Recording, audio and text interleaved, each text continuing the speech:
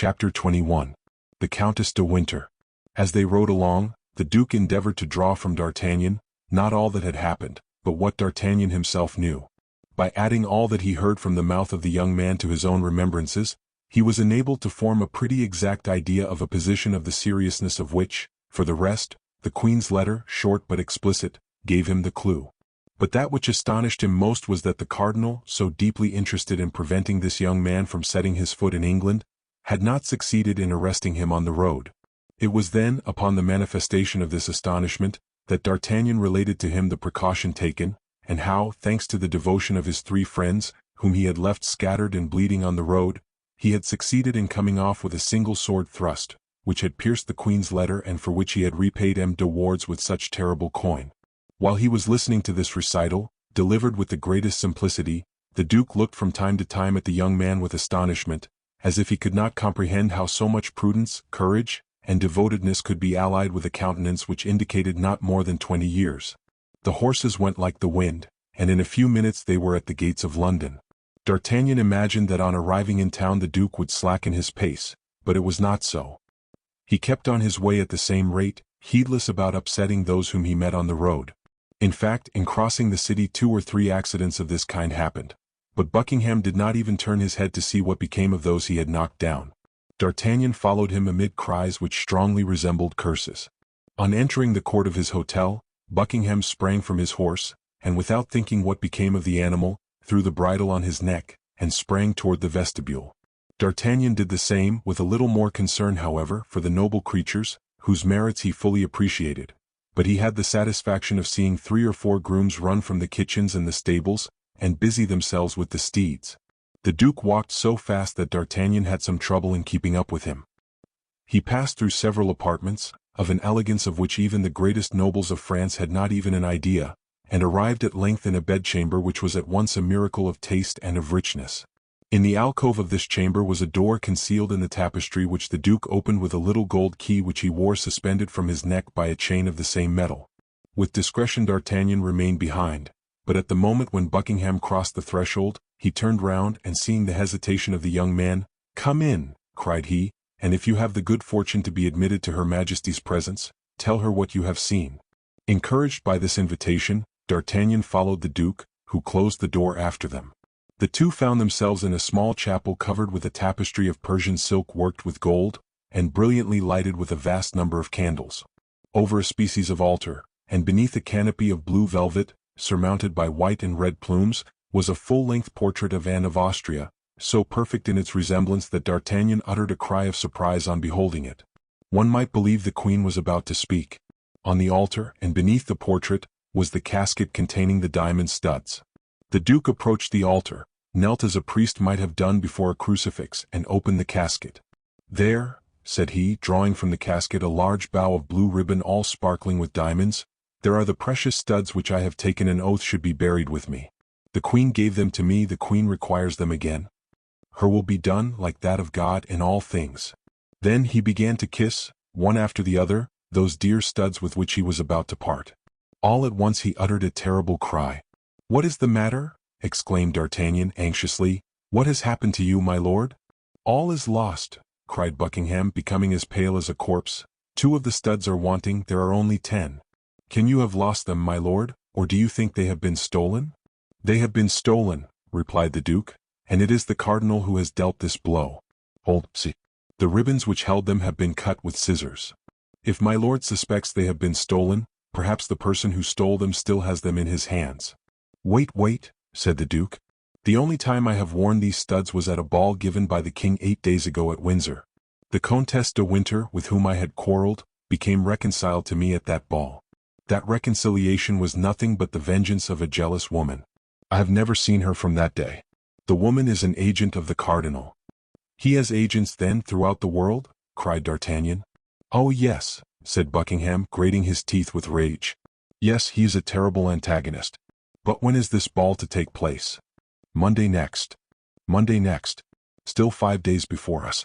That's more time than we want."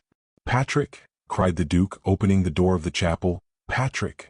His confidential valet appeared. "My jeweler and my secretary." The valet went out with a mute promptitude which showed him accustomed to obey blindly and without reply. But although the jeweler had been mentioned first, it was the secretary who first made his appearance. This was simply because he lived in the hotel. He found Buckingham seated at a table in his bedchamber, writing orders with his own hand. "Mr. Jackson," said he, "go instantly to the Lord Chancellor, and tell him that I charge him with the execution of these orders. I wish them to be promulgated immediately. But, my lord, if the Lord Chancellor interrogates me upon the motives which may have led your grace to adopt such an extraordinary measure, what shall I reply? That such is my pleasure, and that I answer for my will to no man." "Will that be the answer?" replied the secretary, smiling, "which he must transmit to His Majesty if, by chance, His Majesty should have the curiosity to know why no vessel is to leave any of the ports of Great Britain?" "You are right, Mr. Jackson," replied Buckingham. "He will say in that case to the king that I am determined on war, and that this measure is my first act of hostility against France." The secretary bowed and retired. "We are safe on that side," said Buckingham, turning toward D'Artagnan. "If the studs are not yet gone to Paris, they will not arrive till after you." "How so?" "I have just placed an embargo on all vessels at present in His Majesty's ports, and without particular permission, not one dare lift an anchor." D'Artagnan looked with stupefaction at a man who thus employed the unlimited power with which he was clothed by the confidence of a king in the prosecution of his intrigues. Buckingham saw by the expression of the young man's face what was passing in his mind, and he smiled. "Yes," said he, "yes, and of Austria is my true queen. Upon a word from her, I would betray my country, I would betray my king, I would betray my God. She asked me not to send the Protestants of La Rochelle the assistance I promised them. I have not done so. I broke my word, it is true, but what signifies that? I obeyed my love, and have I not been richly paid for that obedience? It was to that obedience I owe her portrait." D'Artagnan was amazed to note by what fragile and unknown threads the destinies of nations and the lives of men are suspended. He was lost in these reflections when the goldsmith entered. He was an Irishman, one of the most skillful of his craft, and who himself confessed that he gained 100,000 livres a year by the Duke of Buckingham. "Mr. O'Reilly," said the Duke, leading him into the chapel, "look at these diamond studs and tell me what they are worth apiece." The goldsmith cast a glance at the elegant manner in which they were set, calculated, one with another, what the diamonds were worth, and without hesitation said, 1,500 pistoles each, my lord. "How many days would it require to make 2 studs exactly like them? You see there are 2 wanting." 8 days, my lord. "I will give you 3,000 pistoles apiece if I can have them by the day after tomorrow." "My lord, they shall be yours." "You are a jewel of a man, Mr. O'Reilly, but that is not all. These studs cannot be trusted to anybody, it must be done in the palace." "Impossible, my lord. There is no one but myself can so execute them that one cannot tell the new from the old. Therefore, my dear Mr. O'Reilly, you are my prisoner. And if you wish ever to leave my palace you cannot, so make the best of it. Name to me such of your workmen as you need, and point out the tools they must bring." The goldsmith knew the Duke. He knew all objection would be useless and instantly determined how to act. "May I be permitted to inform my wife?" said he. "Oh, you may even see her if you like, my dear Mr. O'Reilly. Your captivity shall be mild, be assured, and as every inconvenience deserves its indemnification, here is, in addition to the price of the studs, an order for 1,000 pistoles, to make you forget the annoyance I cause you." D'Artagnan could not get over the surprise created in him by this minister, who thus open-handed, sported with men and millions. As to the goldsmith, he wrote to his wife, sending her the order for the 1,000 pistoles, and charging her to send him, in exchange, his most skillful apprentice, an assortment of diamonds, of which he gave the names and the weight and the necessary tools. Buckingham conducted the goldsmith to the chamber destined for him, and which, at the end of half an hour, was transformed into a workshop. Then he placed a sentinel at each door, with an order to admit nobody upon any pretense but his valet de chambre, Patrick. We need not add that the goldsmith O'Reilly and his assistant were prohibited from going out under any pretext. This point settled, the Duke turned to D'Artagnan. "Now, my young friend," said he, "England is all our own. What do you wish for? What do you desire?" "A bed, my lord," replied D'Artagnan. "At present, I confess, that is the thing I stand most in need of." Buckingham gave D'Artagnan a chamber adjoining his own. He wished to have the young man at hand, not that he at all mistrusted him, but for the sake of having someone to whom he could constantly talk of the Queen. In 1 hour after, the ordinance was published in London that no vessel bound for France should leave port, not even the packet boat with letters. In the eyes of everybody this was a declaration of war between the two kingdoms. On the day after the morrow, by 11 o'clock, the 2 diamond studs were finished, and they were so completely imitated, so perfectly alike, that Buckingham could not tell the new ones from the old ones, and experts in such matters would have been deceived as he was. He immediately called D'Artagnan. "Here," said he to him, "are the diamond studs that you came to bring, and be my witness that I have done all that human power could do. Be satisfied, my lord, I will tell all that I have seen. But does your grace mean to give me the studs without the casket? The casket would encumber you. Besides, the casket is the more precious from being all that is left to me. You will say that I keep it. I will perform your commission word for word, my lord." "And now," resumed Buckingham, looking earnestly at the young man, "how shall I ever acquit myself of the debt I owe you?" D'Artagnan blushed up to the whites of his eyes. He saw that the Duke was searching for a means of making him accept something, and the idea that the blood of his friends and himself was about to be paid for with English gold was strangely repugnant to him. "Let us understand each other, my lord," replied D'Artagnan, "and let us make things clear beforehand in order that there may be no mistake. I am in the service of the King and Queen of France, and form part of the company of Monsieur de Cessert, who, as well as his brother-in-law, Monsieur de Treville, is particularly attached to their majesties. What I have done, then, has been for the Queen and not at all for your grace. And still further, it is very probable I should not have done anything of this, if it had not been to make myself agreeable to someone who is my lady, as the Queen is yours." "Yes," said the Duke, smiling, "and I even believe that I know that other person. It is—" "My lord, I have not named her," interrupted the young man warmly. "That is true," said the Duke, "and it is to this person I am bound to discharge my debt of gratitude. You have said, my lord, for truly at this moment when there is question of war, I confess to you that I see nothing in your grace but an Englishman, and consequently an enemy whom I should have much greater pleasure in meeting on the field of battle than in the park at Windsor or the corridors of the Louvre, all which, however, will not prevent me from executing to the very point my commission or from laying down my life, if there be need of it, to accomplish it, but I repeat it to your grace, without your having personally on that account more to thank me for in this second interview than for what I did for you in the first." "We say, proud as a Scotsman," murmured the Duke of Buckingham. "And we say, proud as a Gascon," replied D'Artagnan. "The Gascons are the Scots of France." D'Artagnan bowed to the Duke and was retiring. "Well, are you going away in that manner? Where and how? That's true. For gad, these Frenchmen have no consideration. I had forgotten that England was an island, and that you were the king of it. Go to the riverside, ask for the brig Sund, and give this letter to the captain. He will convey you to a little port, where certainly you are not expected, and which is ordinarily only frequented by fishermen. The name of that port? Street Valerie. But listen. When you have arrived there you will go to a mean tavern, without a name and without a sign, a mere fisherman's hut. You cannot be mistaken, there is but one. Afterward, you will ask for the host and will repeat to him the word, forward, which means, in French, en avant. It is the password. He will give you a horse all saddled and will point out to you the road you ought to take. You will find in the same way for relays on your route. If you will give at each of these relays your address in Paris, the 4 horses will follow you thither.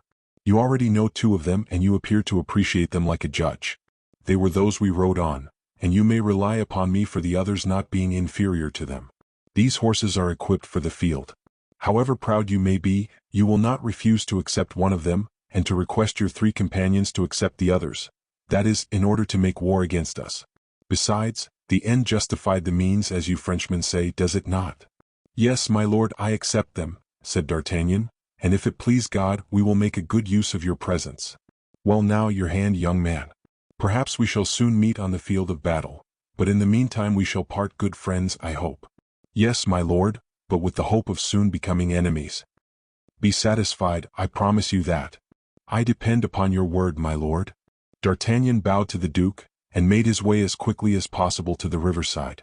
Opposite the Tower of London he found the vessel that had been named to him, delivered his letter to the captain, who after having it examined by the governor of the port made immediate preparations to sail.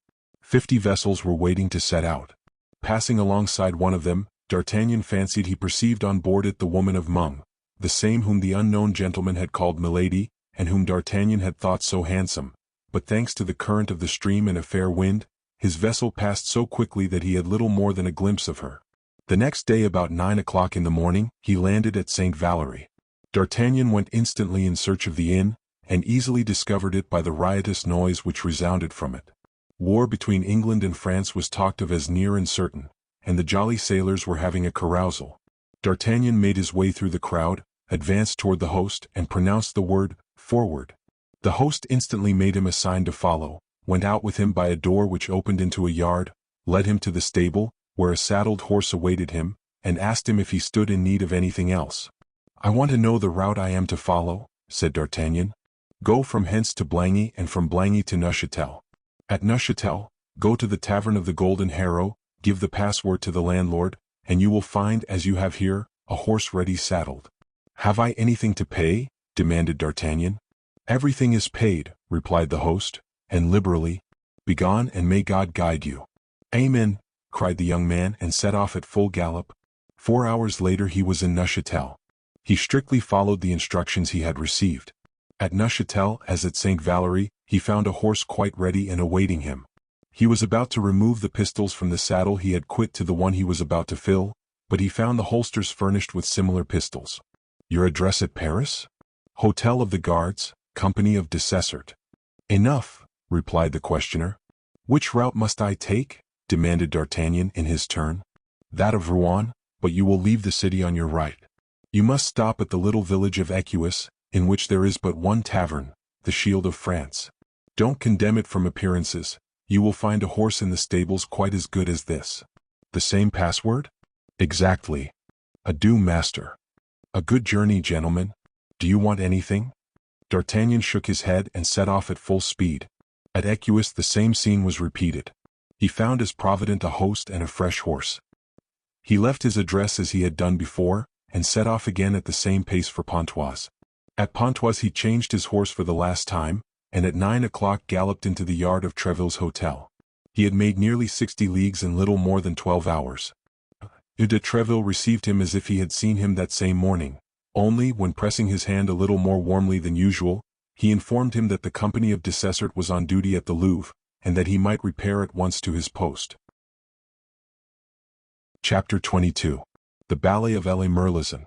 On the morrow nothing was talked of in Paris but the ball which the aldermen of the city were to give to the king and queen, and in which their majesties were to dance the famous La Merlizan, the favorite ballet of the king. 8 days had been occupied in preparations at the Hôtel de Ville for this important evening. The city carpenters had erected scaffolds upon which the invited ladies were to be placed.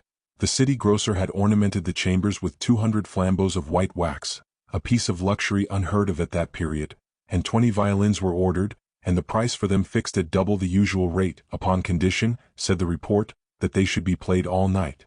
At 10 o'clock in the morning the Sieur de la Coste, ensign in the King's Guards, followed by 2 officers and several archers of that body, came to the city registrar, named Clement, and demanded of him all the keys of the rooms and offices of the hotel. These keys were given up to him instantly. Each of them had a ticket attached to it, by which it might be recognized, and from that moment the Sieur de la Coste was charged with the care of all the doors and all the avenues. At 11 o'clock came in his turn Duhallier, captain of the guards, bringing with him 50 archers, who were distributed immediately through the Hôtel de Ville, at the doors assigned them. At 3 o'clock came 2 companies of the guards, one French, the other Swiss. The company of French guards was composed of half of M. Duhallier's men and half of M. Dessessart's men.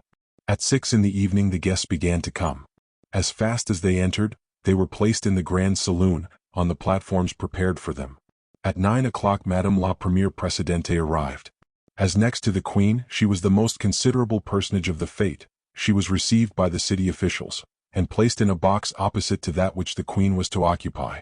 At 10 o'clock, the King's collation, consisting of preserves and other delicacies, was prepared in the little room on the side of the Church of St. Jean, in front of the silver buffet of the city, which was guarded by 4 archers. At midnight great cries and loud acclamations were heard. It was the King who was passing through the streets which led from the Louvre to the Hôtel de Ville, and which were all illuminated with colored lanterns. Immediately the aldermen, clothed in their cloth robes and preceded by 6 sergeants, each holding a flambeau in his hand, went to attend upon the King, whom they met on the steps, where the provost of the merchants made him the speech of welcome, a compliment to which His Majesty replied with an apology for coming so late, laying the blame upon the cardinal, who had detained him till 11 o'clock talking of affairs of state. His Majesty in full dress was accompanied by His Royal Highness M. Le Comte de Soissons, by the Grand Prior, by the Duc de Longueville, by the Duc d'Uboeuf, by the Comte de Harcourt, by the Comte de la Roche-Guyon, by M. de Liancourt, by M. de Baradas, by the Comte de Cramel, and by the Chevalier de Souvray. Everybody noticed that the king looked dull and preoccupied. A private room had been prepared for the king and another for Monsieur. In each of these closets were placed masquerade dresses. The same had been done for the Queen and Madame the President. The nobles and ladies of their Majesty's suites were to dress, 2 by 2, in chambers prepared for the purpose. Before entering his closet the king desired to be informed the moment the cardinal arrived. Half an hour after the entrance of the king, fresh acclamations were heard. These announced the arrival of the queen. The aldermen did as they had done before, and preceded by their sergeants, advanced to receive their illustrious guest. The queen entered the great hall, and it was remarked that, like the king, she looked dull and even weary. At the moment she entered, the curtain of a small gallery which to that time had been closed, was drawn, and the pale face of the cardinal appeared, he being dressed as a Spanish cavalier. His eyes were fixed upon those of the queen, and a smile of terrible joy passed over his lips. The queen did not wear her diamond studs. The queen remained for a short time to receive the compliments of the city dignitaries and to reply to the salutations of the ladies. All at once the king appeared with the cardinal at one of the doors of the hall. The cardinal was speaking to him in a low voice, and the king was very pale. The king made his way through the crowd without a mask, and the ribbons of his doublet scarcely tied. He went straight to the queen and in an altered voice said, "Why, madam, have you not thought proper to wear your diamond studs, when you know it would give me so much gratification?" The queen cast a glance around her, and saw the cardinal behind, with a diabolical smile on his countenance. "Sire," replied the queen with a faltering voice, "because in the midst of such a crowd as this, I feared some accident might happen to them." "And you were wrong, madam. If I made you that present it was that you might adorn yourself therewith. I tell you that you were wrong." The voice of the king was tremulous with anger. Everybody looked and listened with astonishment, comprehending nothing of what passed. "Sire," said the queen, "I can send for them to the Louvre where they are, and thus your Majesty's wishes will be complied with." "Do so, madam, do so, and that at once, for within an hour the ballet will commence." The queen bent in token of submission, and followed the ladies who were to conduct her to her room. On his part the king returned to his apartment. There was a moment of trouble and confusion in the assembly.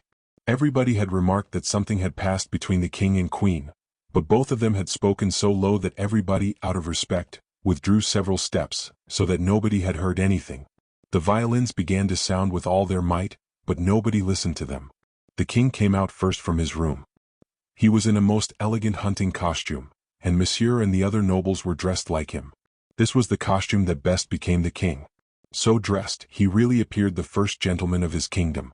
The cardinal drew near to the king and placed in his hand a small casket. The king opened it and found in it 2 diamond studs. "What does this mean?" demanded he of the cardinal. "Nothing," replied the latter, "only if the queen has the studs, which I very much doubt, count them, sire, and if you only find 10, ask her Majesty who can have stolen from her the 2 studs that are here." The king looked at the cardinal as if to interrogate him, but he had not time to address any question to him. A cry of admiration burst from every mouth.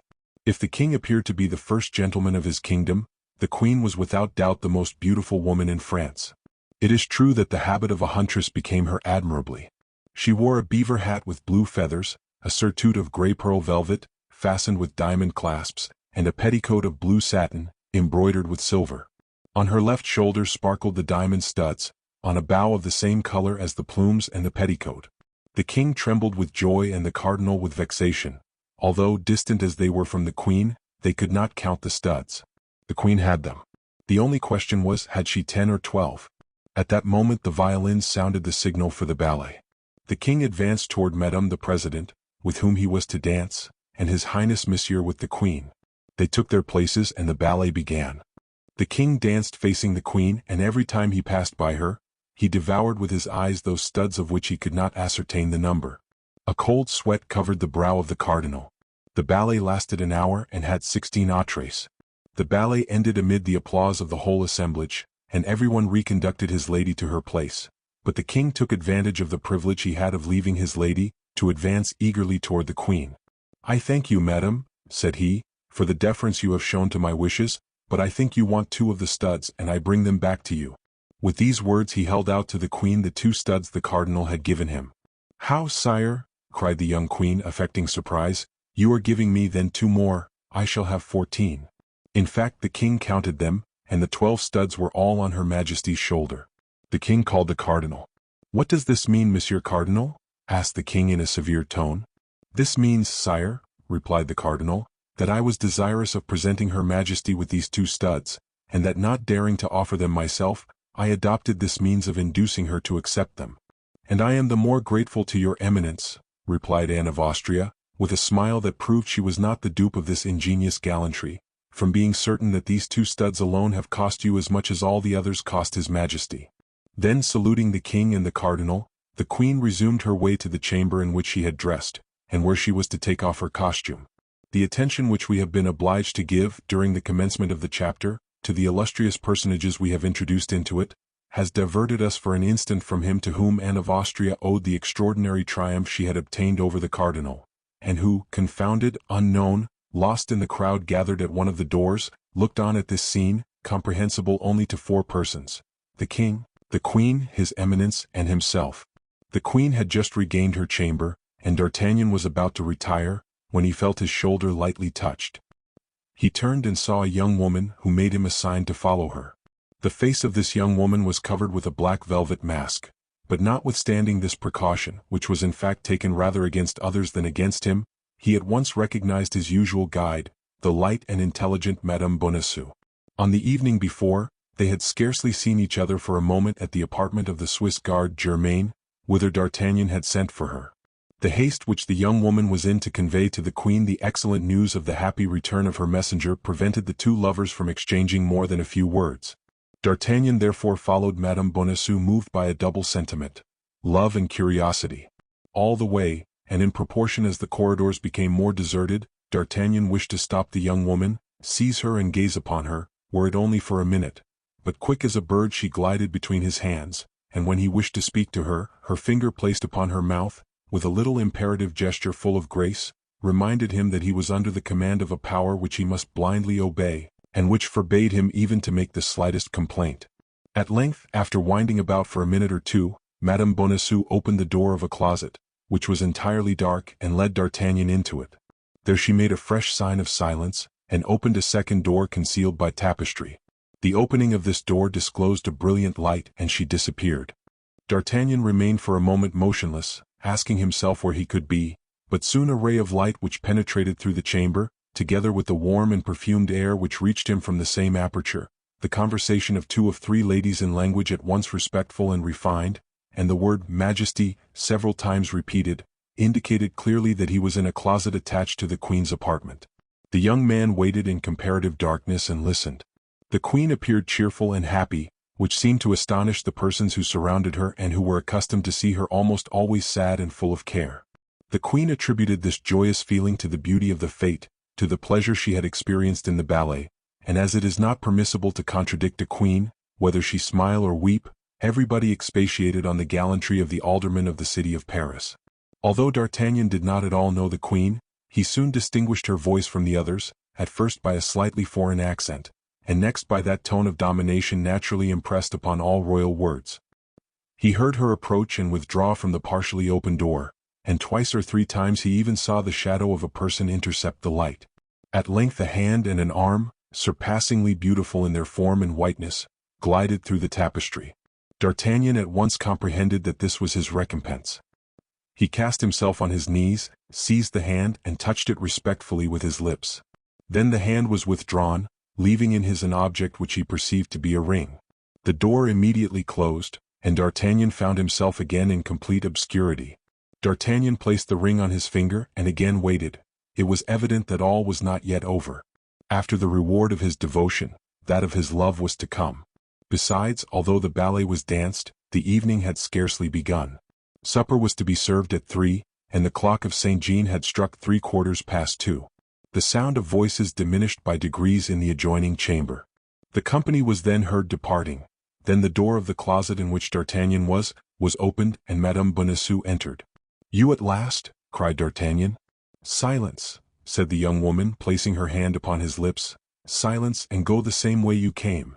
But where and when shall I see you again? Cried D'Artagnan. A note which you will find at home will tell you. Begone, begone. At these words she opened the door of the corridor, and pushed D'Artagnan out of the room. D'Artagnan obeyed like a child, without the least resistance or objection, which proved that he was really in love. Chapter 23. The Rendezvous. D'Artagnan ran home immediately, and although it was 3 o'clock in the morning and he had some of the worst quarters of Paris to traverse, he met with no misadventure. Everyone knows that drunkards and lovers have a protecting deity. He found the door of his passage open, sprang up the stairs and knocked softly in a manner agreed upon between him and his lackey. Planchet *, whom he had sent home 2 hours before from the Hôtel de Ville, telling him to sit up for him, opened the door for him. The reader may ask, how came Planchet here, when he was left stiff as a rush in London? In the intervening time Buckingham perhaps sent him to Paris as he did the horses. Has anyone brought a letter for me? Asked D'Artagnan eagerly. No one has brought a letter, monsieur, replied Planchet, but one has come of itself. What do you mean, blockhead? I mean to say that when I came in, although I had the key of your apartment in my pocket, and that key had never quit me, I found a letter on the green table cover in your bedroom. And where is that letter? I left it where I found it, monsieur. It is not natural for letters to enter people's houses in this manner. If the window had been open or even ajar, I should think nothing of it, but no, all was hermetically sealed. Beware, monsieur, there is certainly some magic underneath. Meanwhile, the young man had darted into his chamber and opened the letter. It was from Madame Bonacieux, and was expressed in these terms. There are many thanks to be offered to you and to be transmitted to you. Be this evening about 10 o'clock at St. Cloud, in front of the pavilion which stands at the corner of the house of M. d'Estriste, C.B. While reading this letter, D'Artagnan felt his heart dilated and compressed by that delicious spasm which tortures and caresses the hearts of lovers. It was the first billet he had received. It was the first rendezvous that had been granted him. His heart, swelled by the intoxication of joy, felt ready to dissolve away at the very gate of that terrestrial paradise called love. Well, monsieur, said Planchet, who had observed his master grow red and pale successively, did I not guess truly? Is it not some bad affair? You are mistaken, Planchet, replied D'Artagnan, and as a proof, there is a crown to drink my health. I am much obliged to monsieur for the crown he has given me, and I promise him to follow his instructions exactly, but it is not the less true that letters which come in this way into shut-up houses fall from heaven, my friend, fall from heaven. Then monsieur is satisfied? Asked Planchet. My dear Planchet, I am the happiest of men. And I may profit by monsieur's happiness and go to bed? Yes, go. May the blessings of heaven fall upon monsieur. But it is not the less true that letter. And Planchet retired, shaking his head with an air of doubt, which the liberality of D'Artagnan had not entirely effaced. Left alone, D'Artagnan read and reread his billet. Then he kissed and rekissed 20 times the lines traced by the hand of his beautiful mistress. At length he went to bed, fell asleep, and had golden dreams. At 7 o'clock in the morning he arose and called Planchet, who at the second summons opened the door, his countenance not yet quite freed from the anxiety of the preceding night. Planchet, said D'Artagnan, I am going out for all day perhaps. You are, therefore, your own master till 7 o'clock in the evening, but at 7 o'clock you must hold yourself in readiness with 2 horses. There, said Planchet.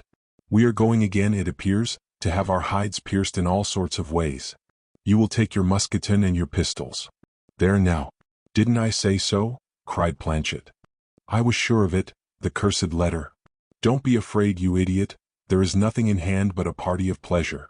Ah, like the charming journey the other day, when it rained bullets and produced a crop of steel traps. Well, if you are really afraid, Monsieur Planchet, resumed D'Artagnan, I will go without you. I prefer traveling alone to having a companion who entertains the least fear. Monsieur does me wrong, said Planchet. I thought he had seen me at work. Yes, but I thought perhaps you had worn out all your courage the first time. Monsieur shall see that upon occasion I have some left, only I beg monsieur not to be too prodigal of it if he wishes it to last long. Do you believe you have still a certain amount of it to expend this evening? I hope so, monsieur. Well then, I count on you. At the appointed hour I shall be ready, only I believe that monsieur had but 1 horse in the guard stables. Perhaps there is but 1 at this moment, but by this evening there will be 4. It appears that our journey was a remounting journey, then? Exactly so, said D'Artagnan, and nodding to Planchet, he went out. Bonacieux was at his door. D'Artagnan's intention was to go out without speaking to the worthy mercer, but the latter made so polite and friendly a salutation that his tenant felt obliged, not only to stop, but to enter into conversation with him. Besides, how is it possible to avoid a little condescension toward a husband whose pretty wife has appointed a meeting with you that same evening at St. Cloud, opposite D'Estrées' pavilion? D'Artagnan approached him with the most amiable air he could assume. The conversation naturally fell upon the incarceration of the poor man. Bonacieux, who was ignorant that D'Artagnan had overheard his conversation with the stranger of Meung, related to his young tenant the persecutions of that monster, M. de Laffemas, whom he never ceased to designate during his account by the title of the cardinal's executioner, and expatiated at great length upon the Bastille, the bolts, the wickets, the dungeons, the gratings, the instruments of torture. D'Artagnan listened to him with exemplary complaisance, and when he had finished said, "And Madame Bonacieux, do you know who carried her off? For I do not forget that I owe to that unpleasant circumstance the good fortune of having made your acquaintance." "Ah," said Bonacieux, "they took good care not to tell me that, and my wife on her part has sworn to me by all that's sacred that she does not know. But you," continued M. Bonacieux in a tone of perfect good fellowship, "what has become of you all these days? I have not seen you nor your friends, and I don't think you could gather all that dust that I saw Planchet brush off your boots yesterday from the pavement of Paris. You are right, my dear Monsieur Bonacieux, my friends and I have been on a little journey. Far from here. Oh Lord, no. About 40 leagues only. We went to take Monsieur Athos to the waters of Forges, where my friends still remain." "And you have returned, have you not?" replied M. Bonacieux, giving to his countenance a most sly air. "A handsome young fellow like you does not obtain long leaves of absence from his mistress, and we were impatiently waited for at Paris, were we not?" "My faith," said the young man laughing, "I confess it, and so much more the readily, my dear Bonacieux, as I see there is no concealing anything from you. Yes, I was expected, and very impatiently, I acknowledge." A slight shade passed over the brow of Bonacieux, but so slight that D'Artagnan did not perceive it. "And we are going to be recompensed for our diligence?" continued the mercer, with a trifling alteration in his voice, so trifling indeed, that D'Artagnan did not perceive it any more than he had the momentary shade which, an instant before, had darkened the countenance of the worthy man. "Ah, may you be a true prophet," said D'Artagnan, laughing. "No, what I say," replied Bonacieux, "is only that I may know whether I am delaying you." "Why that question, my dear host?" asked D'Artagnan. "Do you intend to sit up for me?" "No, but since my arrest and the robbery that was committed in my house, I am alarmed every time I hear a door open, particularly in the night. What the deuce can you expect? I am no swordsman." "Well, don't be alarmed if I return at 1, 2 or 3 o'clock in the morning. Indeed, do not be alarmed if I do not come at all." This time Bonacieux became so pale that D'Artagnan could not help perceiving it, and asked him what was the matter. "Nothing," replied Bonacieux, "nothing. Since my misfortunes I have been subject to faintnesses, which seize me all at once, and I have just felt a cold shiver. Pay no attention to it, you have nothing to occupy yourself with but being happy. Then I have full occupation, for I am so. Not yet, wait a little. This evening, you said. Well, this evening will come, thank God. And perhaps you look for it with as much impatience as I do. Perhaps this evening Madame Bonacieux will visit the conjugal domicile." "Madame Bonacieux is not at liberty this evening," replied the husband seriously. "She is detained at the Louvre this evening by her duties." "So much the worse for you, my dear host, so much the worse. When I am happy, I wish all the world to be so, but it appears that is not possible." The young man departed, laughing at the joke, which he thought he alone could comprehend. "Amuse yourself well," replied Bonacieux in a sepulchral tone. But D'Artagnan was too far off to hear him, and if he had heard him in the disposition of mind he then enjoyed, he certainly would not have remarked it. He took his way toward the hotel of M. de Treville. His visit of the day before, it is to be remembered, had been very short and very little explicative. He found Treville in a joyful mood. He had thought the king and queen charming at the ball. It is true the cardinal had been particularly ill-tempered. He had retired at 1 o'clock under the pretense of being indisposed. As to their majesties, they did not return to the Louvre till 6 o'clock in the morning. "Now," said Treville, lowering his voice and looking into every corner of the apartment to see if they were alone, "now let us talk about yourself, my young friend, for it is evident that your happy return has something to do with the joy of the king, the triumph of the queen, and the humiliation of his eminence. You must look out for yourself. What have I to fear, replied D'Artagnan, as long as I shall have the luck to enjoy the favor of their majesties? Everything, believe me. The cardinal is not the man to forget a mystification until he has settled account with the mystifier, and the mystifier appears to me to have the air of being a certain young Gascon of my acquaintance. Do you believe that the cardinal is as well posted as yourself, and knows that I have been to London? The devil! You have been to London. Was it from London you brought that beautiful diamond that glitters on your finger? Beware, my dear D'Artagnan.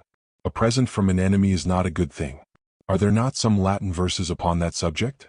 Stop. Yes, doubtless, replied D'Artagnan, who had never been able to cram the first rudiments of that language into his head, and who had by his ignorance driven his master to despair. Yes, doubtless there is one. There certainly is one, said M. de Treville, who had a tincture of literature, and Monsieur de Benserade was quoting it to me the other day. Stop a minute. Ah, this is it. Timeo Dineos et dona ferentes, which means, beware of the enemy who makes you presents. This diamond does not come from an enemy, monsieur, replied D'Artagnan. It comes from the queen. From the queen. Oh, said M. de Treville. Why, it is indeed a true royal jewel, which is worth 1,000 pistoles if it is worth a denier. By whom did the queen send you this jewel? She gave it to me herself. Where? In the room adjoining the chamber in which she changed her toilet. How? Giving me her hand to kiss. You have kissed the queen's hand? Said M. de Treville, looking earnestly at D'Artagnan. Her Majesty did me the honor to grant me that favor. And that in the presence of witnesses. Imprudent, thrice imprudent.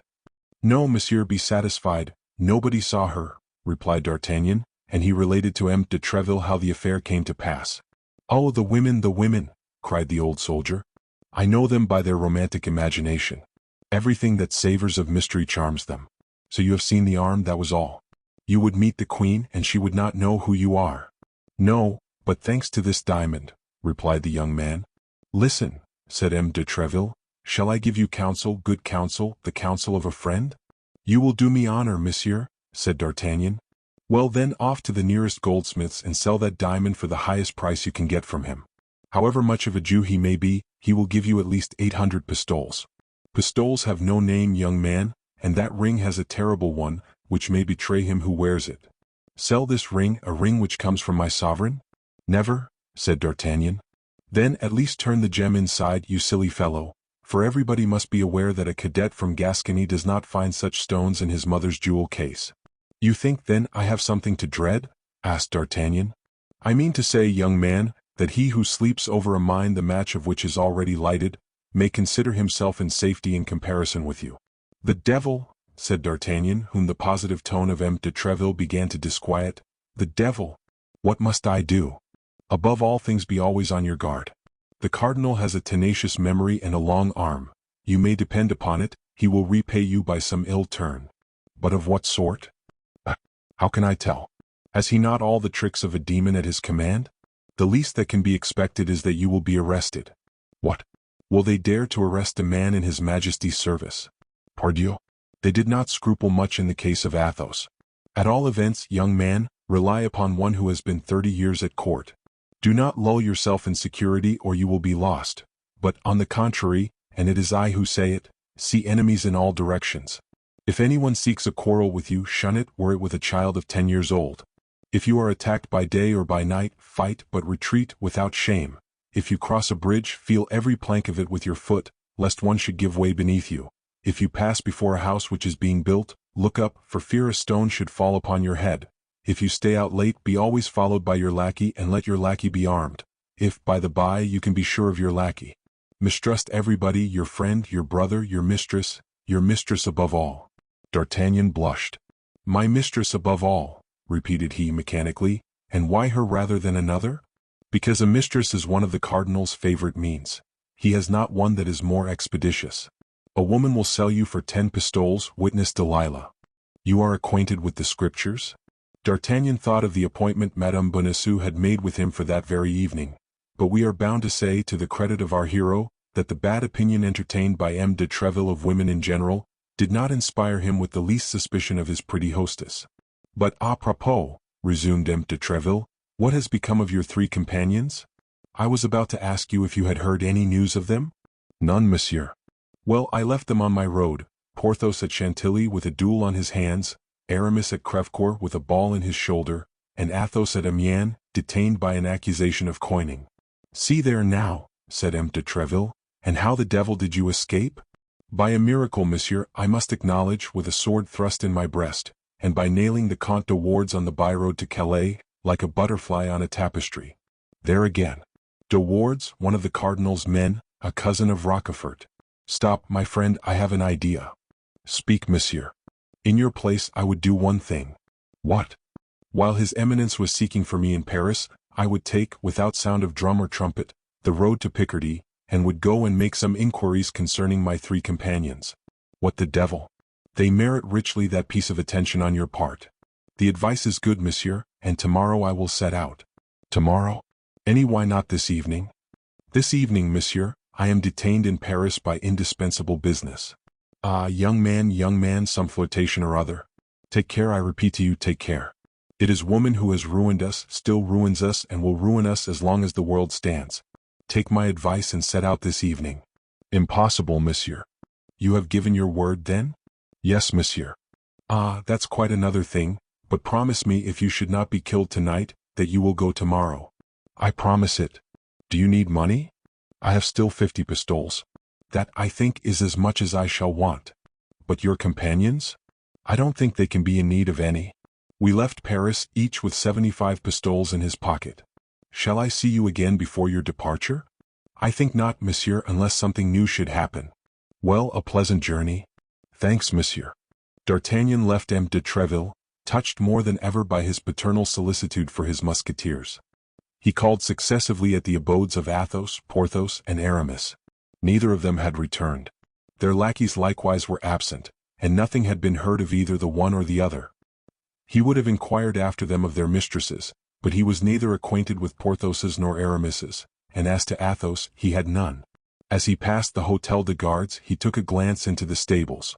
3 of the 4 horses had already arrived. Planchet, all astonishment, was busy grooming them and had already finished 2. Ah, monsieur, said Planchet on perceiving D'Artagnan, how glad I am to see you. Why so, Planchet? Asked the young man. Do you place confidence in our landlord, Monsieur Bonacieux? I? Not the least in the world. Oh, you do quite right, monsieur. But why this question? Because, while you were talking with him, I watched you without listening to you, and monsieur, his countenance changed color 2 or 3 times. Bah!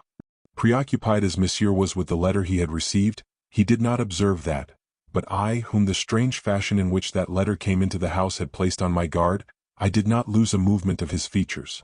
And you found it? Traitorous, monsieur. Indeed. Still more, as soon as monsieur had left and disappeared round the corner of the street, Monsieur Bonacieux took his hat, shut his door, and set off at a quick pace in an opposite direction.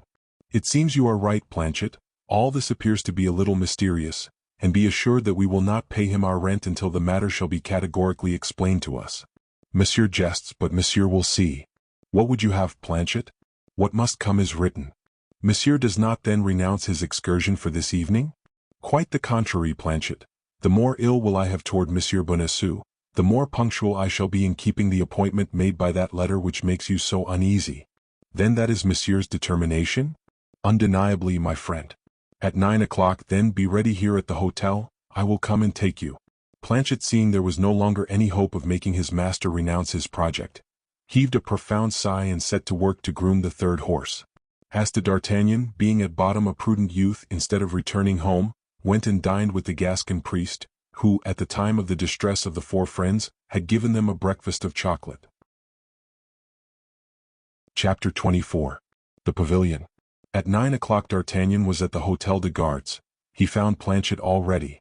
The 4th horse had arrived. Planchet was armed with his musketon and a pistol. D'Artagnan had his sword and placed 2 pistols in his belt. Then both mounted and departed quietly. It was quite dark and no one saw them go out. Planchet took place behind his master and kept at a distance of 10 paces from him. D'Artagnan crossed the quays, went out by the gate of La Conférence and followed the road, much more beautiful then than it is now, which leads to St. Cloud. As long as he was in the city, Planchet kept at the respectful distance he had imposed upon himself, but as soon as the road began to be more lonely and dark, he drew softly nearer, so that when they entered the Bois de Boulogne he found himself riding quite naturally side by side with his master. In fact, we must not dissemble that the oscillation of the tall trees and the reflection of the moon in the dark underwood gave him serious uneasiness. D'Artagnan could not help perceiving that something more than usual was passing in the mind of his lackey and said, "Well, Monsieur Planchet, what is the matter with us now? Don't you think, monsieur, that woods are like churches?" "How so, Planchet?" "Because we dare not speak aloud in one or the other." "But why did you not dare to speak aloud, Planchet? Because you are afraid?" "Afraid of being heard?" "Yes, monsieur. Afraid of being heard. Why, there is nothing improper in our conversation, my dear Planchet, and no one could find fault with it." "Ah, monsieur," replied Planchet, recurring to his besetting idea, that Monsieur Bonacieux has something vicious in his eyebrows, and something very unpleasant in the play of his lips. "What the devil makes you think of Bonacieux?" "Monsieur, we think of what we can and not of what we will." "Because you are a coward, Planchet." "Monsieur, we must not confound prudence with cowardice. Prudence is a virtue. And you are very virtuous, are you not, Planchet?" "Monsieur, is not that the barrel of a musket which glitters yonder? Had we not better lower our hats?"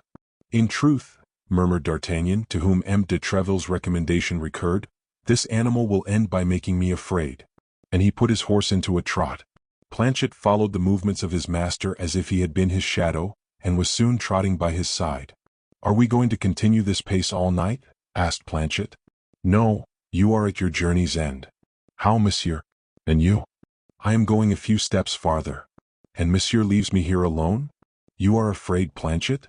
"No, I only beg leave to observe to monsieur that the night will be very cold, that chills bring on rheumatism, and that a lackey who has the rheumatism makes but a poor servant, particularly to a master as active as monsieur."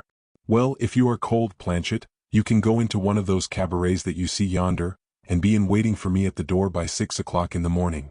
"Monsieur, I have eaten and drunk respectfully the crown you gave me this morning, so that I have not a sou left in case I should be cold. Here's half a pistole. Tomorrow morning." D'Artagnan sprang from his horse, threw the bridle to Planchet, and departed at a quick pace, folding his cloak around him.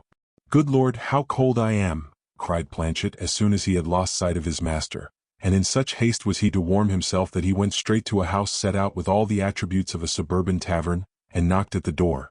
In the meantime D'Artagnan, who had plunged into a bypath, continued his route and reached St. Cloud, but instead of following the main street he turned behind the chateau, reached a sort of retired lane, and found himself soon in front of the pavilion named. It was situated in a very private spot. A high wall, at the angle of which was the pavilion, ran along one side of this lane, and on the other was a little garden connected with a poor cottage which was protected by a hedge from passers-by. He gained the place appointed, and as no signal had been given him by which to announce his presence, he waited. Not the least noise was to be heard. It might be imagined that he was 100 miles from the capital. D'Artagnan leaned against the hedge after having cast a glance behind it. Beyond that hedge, that garden, and that cottage, a dark mist enveloped with its folds that immensity where Paris slept, a vast void from which glittered a few luminous points, the funeral stars of that hell. But for D'Artagnan all aspects were clothed happily, all ideas wore a smile, all shades were diaphanous. The appointed hour was about to strike. In fact, at the end of a few minutes the belfry of St. Cloud let fall slowly 10 strokes from its sonorous jaws. There was something melancholy in this brazen voice pouring out its lamentations in the middle of the night, but each of those strokes, which made up the expected hour, vibrated harmoniously to the heart of the young man. His eyes were fixed upon the little pavilion situated at the angle of the wall, of which all the windows were closed with shutters, except one on the first story. Through this window shone a mild light which silvered the foliage of 2 or 3 linden trees which formed a group outside the park. There could be no doubt that behind this little window, which threw forth such friendly beams, the pretty Madame Bonacieux expected him. Wrapped in this sweet idea, D'Artagnan waited half an hour without the least impatience, his eyes fixed upon that charming little abode of which he could perceive a part of the ceiling with its gilded mouldings, attesting the elegance of the rest of the apartment. The belfry of St. Cloud sounded 10:30. This time, without knowing why, D'Artagnan felt a cold shiver run through his veins. Perhaps the cold began to affect him, and he took a perfectly physical sensation for a moral impression.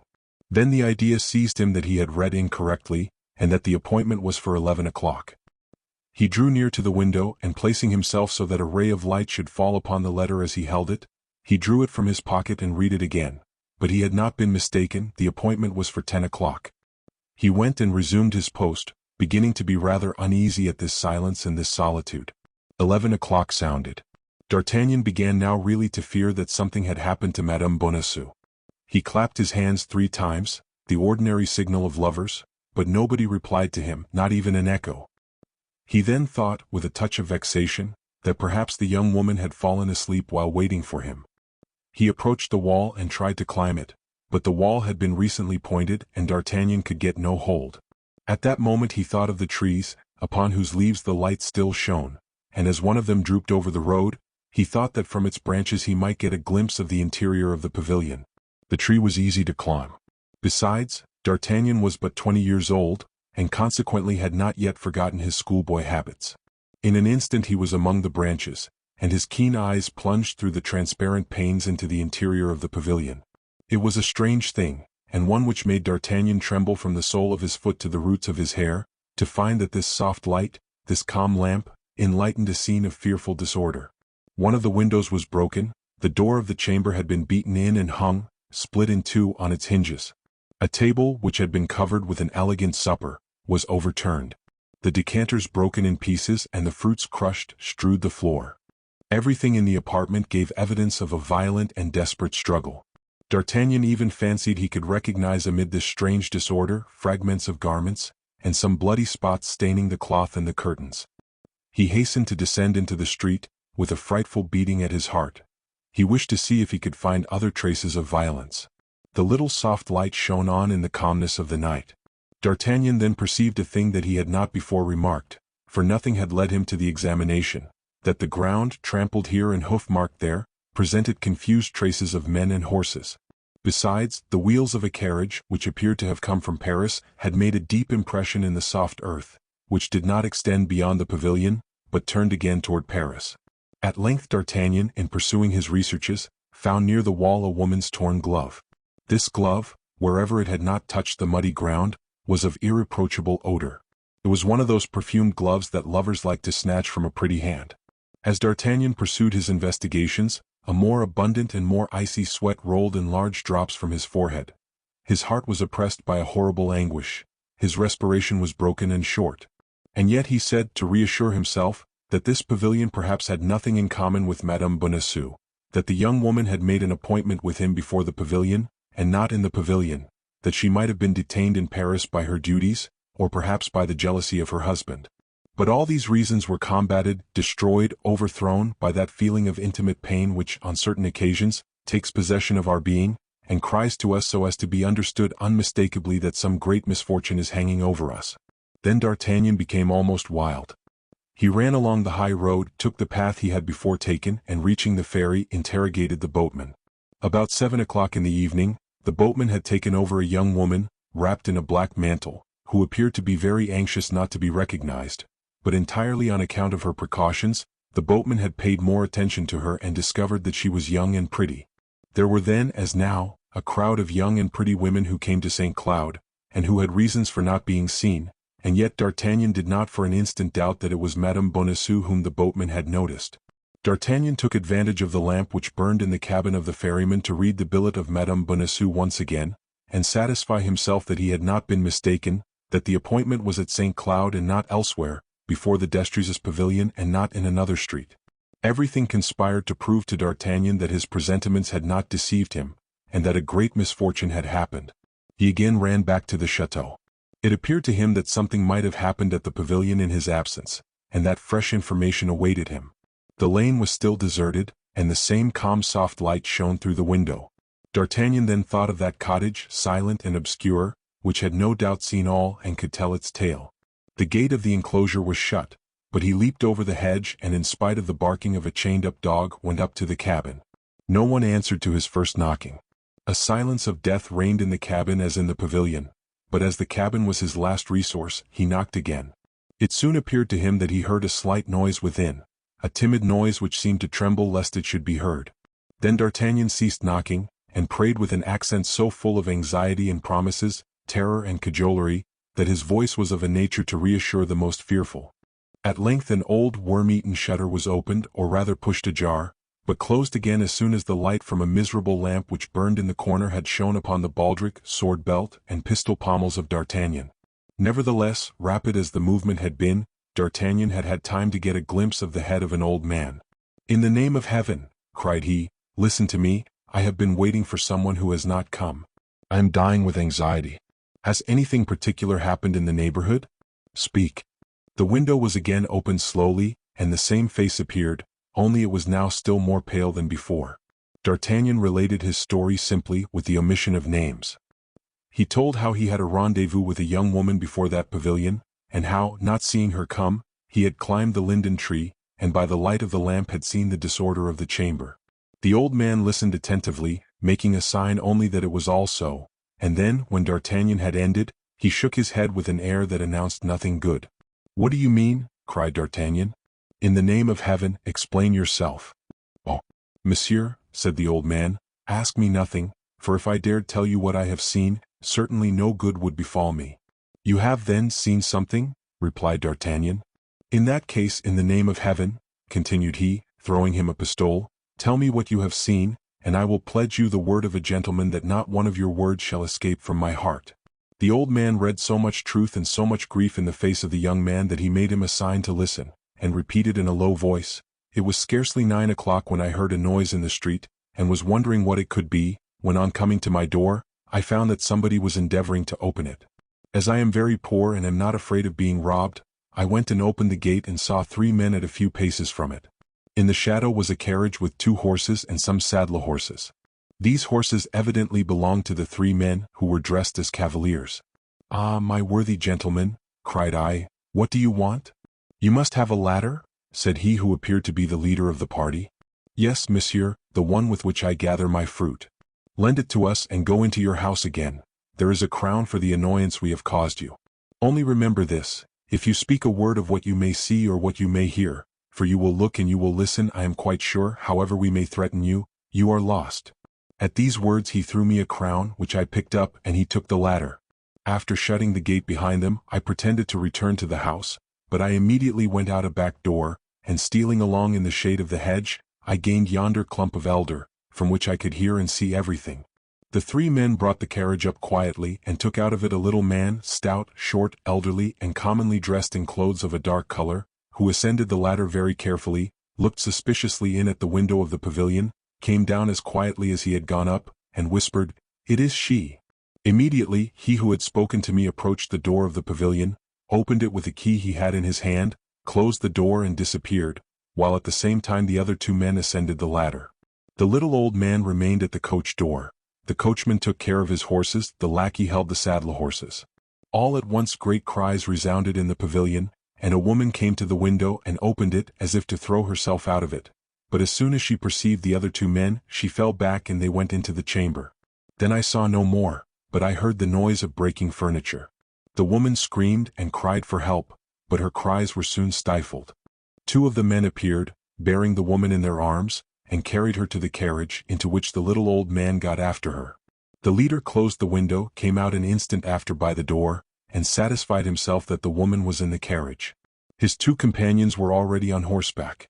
He sprang into his saddle, the lackey took his place by the coachman, the carriage went off at a quick pace, escorted by the 3 horsemen, and all was over.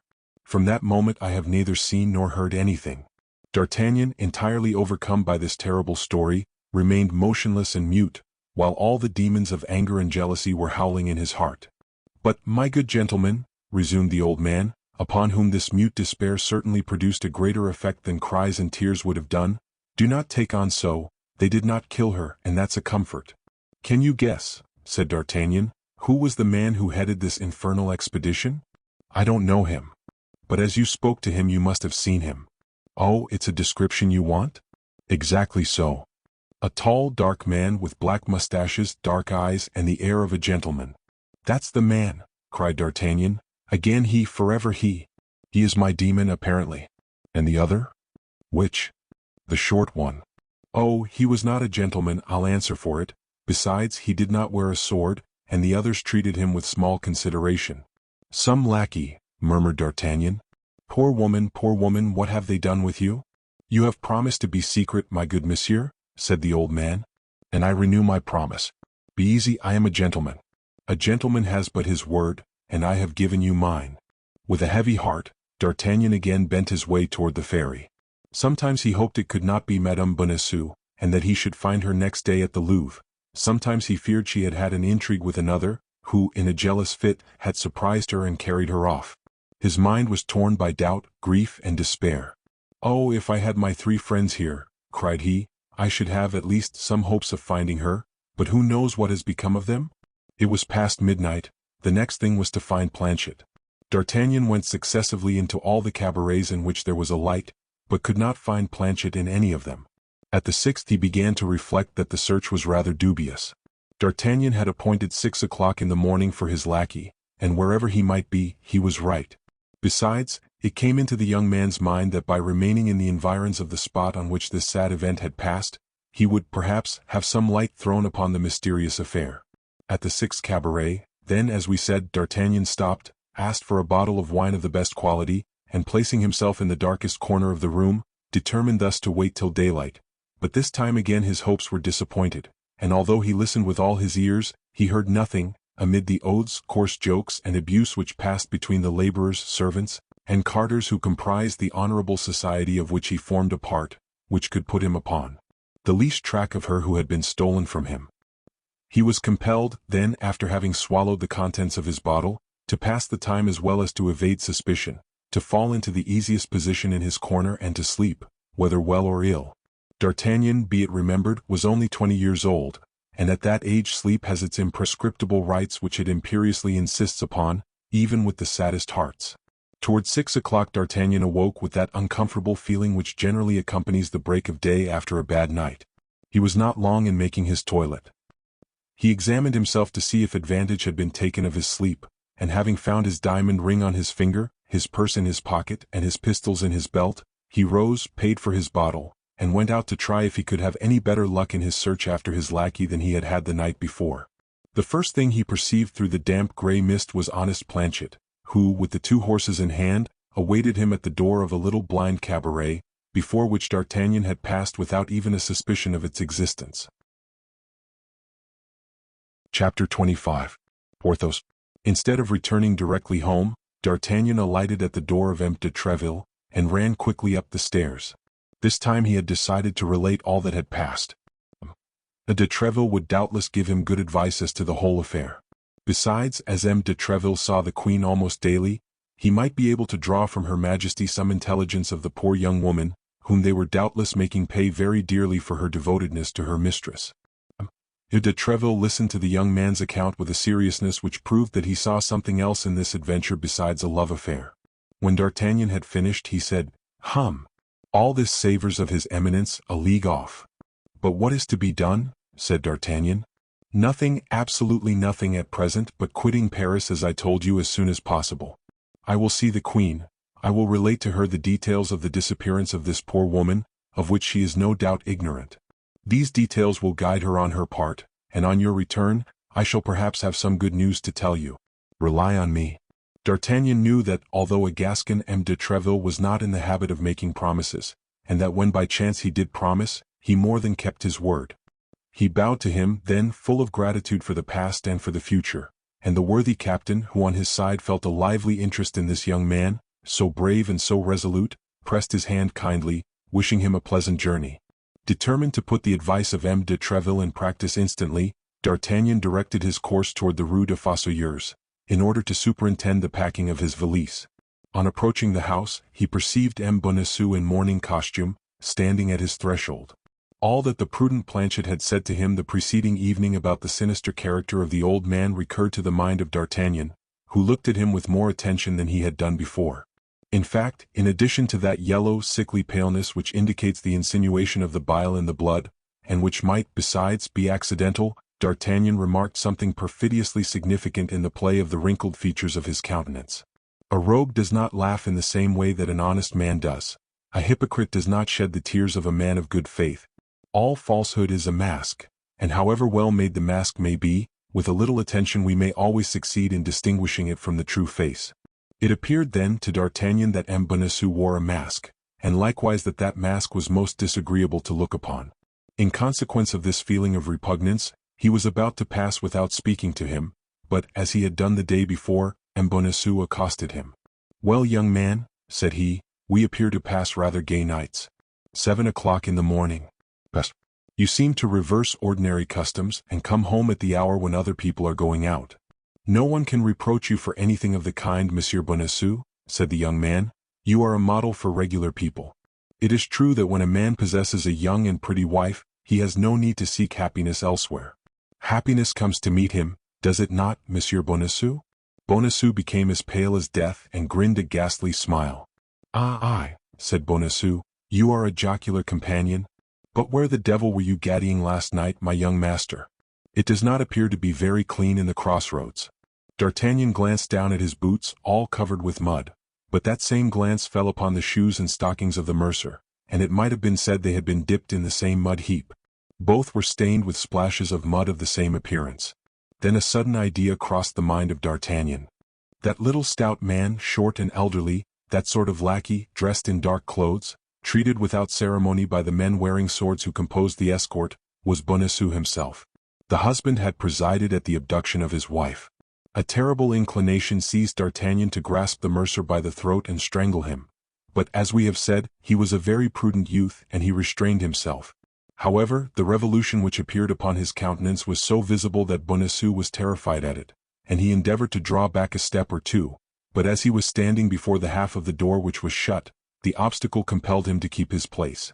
"Ah, but you are joking, my worthy man," said D'Artagnan. "It appears to me that if my boots need a sponge, your stockings and shoes stand in equal need of a brush. May you not have been philandering a little also, Monsieur Bonacieux? Oh, the devil! That's unpardonable in a man of your age and who, besides, has such a pretty wife as yours." "Oh, Lord! No," said Bonacieux, "but yesterday I went to Saint-Mandé to make some inquiries after a servant, as I cannot possibly do without one, and the roads were so bad that I brought back all this mud, which I have not yet had time to remove." The place named by Bonacieux as that which had been the object of his journey was a fresh proof in support of the suspicions D'Artagnan had conceived. Bonacieux had named Mandé because Mandé was in an exactly opposite direction from St. Cloud. This probability afforded him his first consolation. If Bonacieux knew where his wife was, one might, by extreme means, force the mercer to open his teeth and let his secret escape. The question, then, was how to change this probability into a certainty. "Pardon, my dear Monsieur Bonacieux, if I don't stand upon ceremony," said D'Artagnan, "but nothing makes one so thirsty as want of sleep. I am parched with thirst. Allow me to take a glass of water in your apartment. You know that is never refused among neighbors." Without waiting for the permission of his host, D'Artagnan went quickly into the house, and cast a rapid glance at the bed. It had not been used. Bonacieux had not been abed. He had only been back an hour or two. He had accompanied his wife to the place of her confinement, or else at least to the first relay. "Thanks, Monsieur Bonacieux," said D'Artagnan, emptying his glass. "That is all I wanted of you. I will now go up into my apartment. I will make Planchet brush my boots, and when he has done I will, if you like, send him to you to brush your shoes." He left the mercer quite astonished at his singular farewell, and asking himself if he had not been a little inconsiderate. At the top of the stairs he found Planchet in a great fright. "Ah, monsieur," cried Planchet as soon as he perceived his master, "here is more trouble. I thought you would never come in." "What's the matter now, Planchet?" demanded D'Artagnan. "Oh, I give you 100, I give you 1,000 times to guess, monsieur, the visit I received in your absence." "When?" "About half an hour ago, while you were at Monsieur de Treville's." "Who has been here?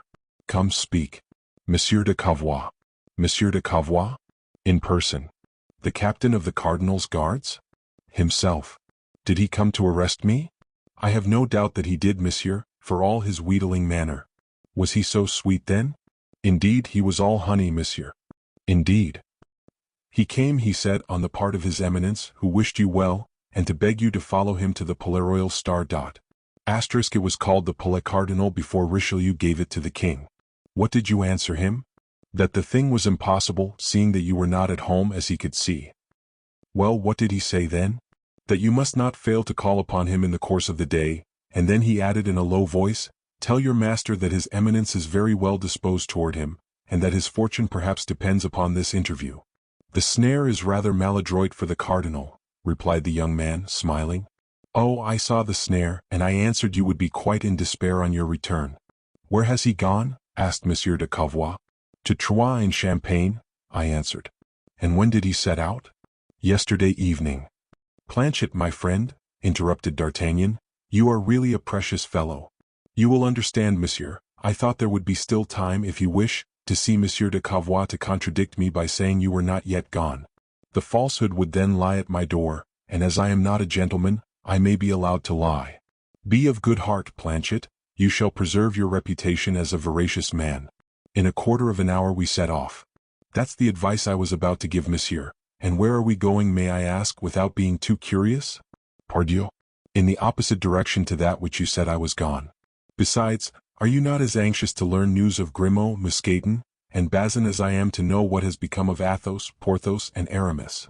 Yes, monsieur, said Planchet, and I will go as soon as you please. Indeed, I think provincial air will suit us much better just now than the air of Paris. So then, pack up our luggage, Planchet, and let us be off.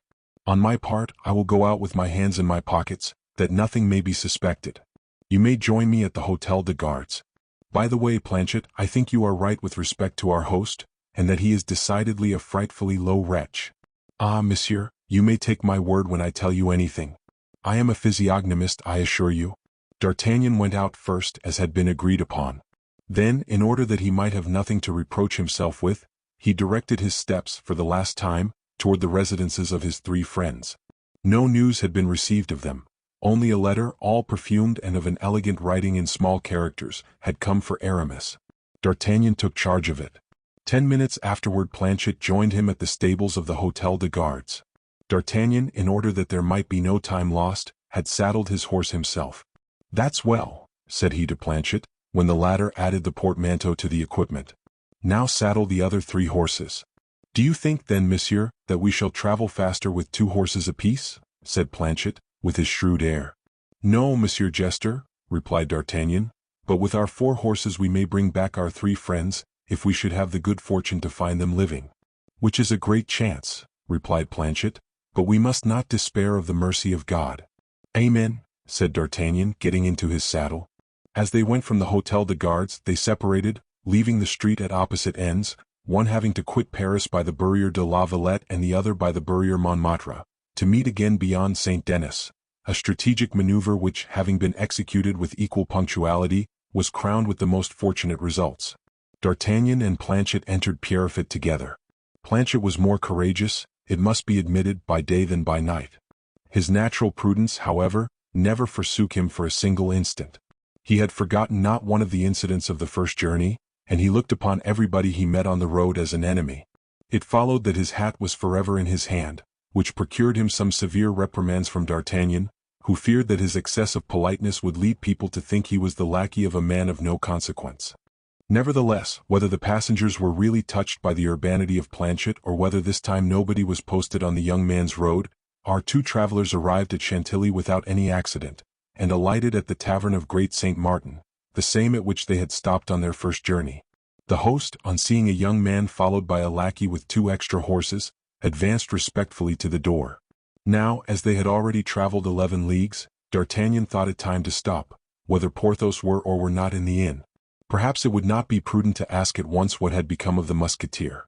The result of these reflections was that D'Artagnan, without asking information of any kind, alighted, commended the horses to the care of his lackey, entered a small room destined to receive those who wished to be alone, and desired the host to bring him a bottle of his best wine and as good a breakfast as possible, a desire which further corroborated the high opinion the innkeeper had formed of the traveler at first sight.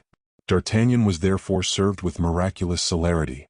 The regiment of the Guards was recruited among the first gentlemen of the kingdom, and D'Artagnan, followed by a lackey and traveling with 4 magnificent horses, despite the simplicity of his uniform, could not fail to make a sensation. The host desired himself to serve him, which D'Artagnan perceiving, ordered 2 glasses to be brought, and commenced the following conversation. "My faith, my good host," said D'Artagnan, filling the 2 glasses, "I asked for a bottle of your best wine, and if you have deceived me, you will be punished in what you have sinned, for seeing that I hate drinking by myself, you shall drink with me. Take your glass then and let us drink. But what shall we drink to, so as to avoid wounding any susceptibility?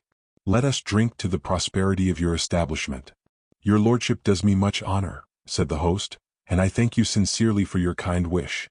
But don't mistake," said D'Artagnan, "there is more selfishness in my toast than perhaps you may think, for it is only in prosperous establishments that one is well received. In hotels that do not flourish, everything is in confusion, and the traveler is a victim to the embarrassments of his host. Now, I travel a great deal, particularly on this road, and I wish to see all innkeepers making a fortune. It seems to me," said the host, "that this is not the first time I have had the honor of seeing Monsieur. Bah, I have passed perhaps 10 times through Chantilly, and out of the 10 times I have stopped 3 or 4 times at your house at least. Why, I was here only 10 or 12 days ago. I was conducting some friends' musketeers, one of whom, by the by, had a dispute with a stranger, a man who sought a quarrel with him for I don't know what." "Exactly so," said the host, "I remember it perfectly.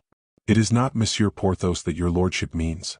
"Yes, that is my companion's name." "My God, my dear host, tell me if anything has happened to him? Your lordship must have observed that he could not continue his journey. Why, to be sure, he promised to rejoin us and we have seen nothing of him. He has done us the honor to remain here." "What, he had done you the honor to remain here?" "Yes, monsieur, in this house, and we are even a little uneasy." "On what account?" "Of certain expenses he has contracted." "Well, but whatever expenses he may have incurred, I am sure he is in a condition to pay them." "Ah, monsieur, you infuse genuine balm into my blood.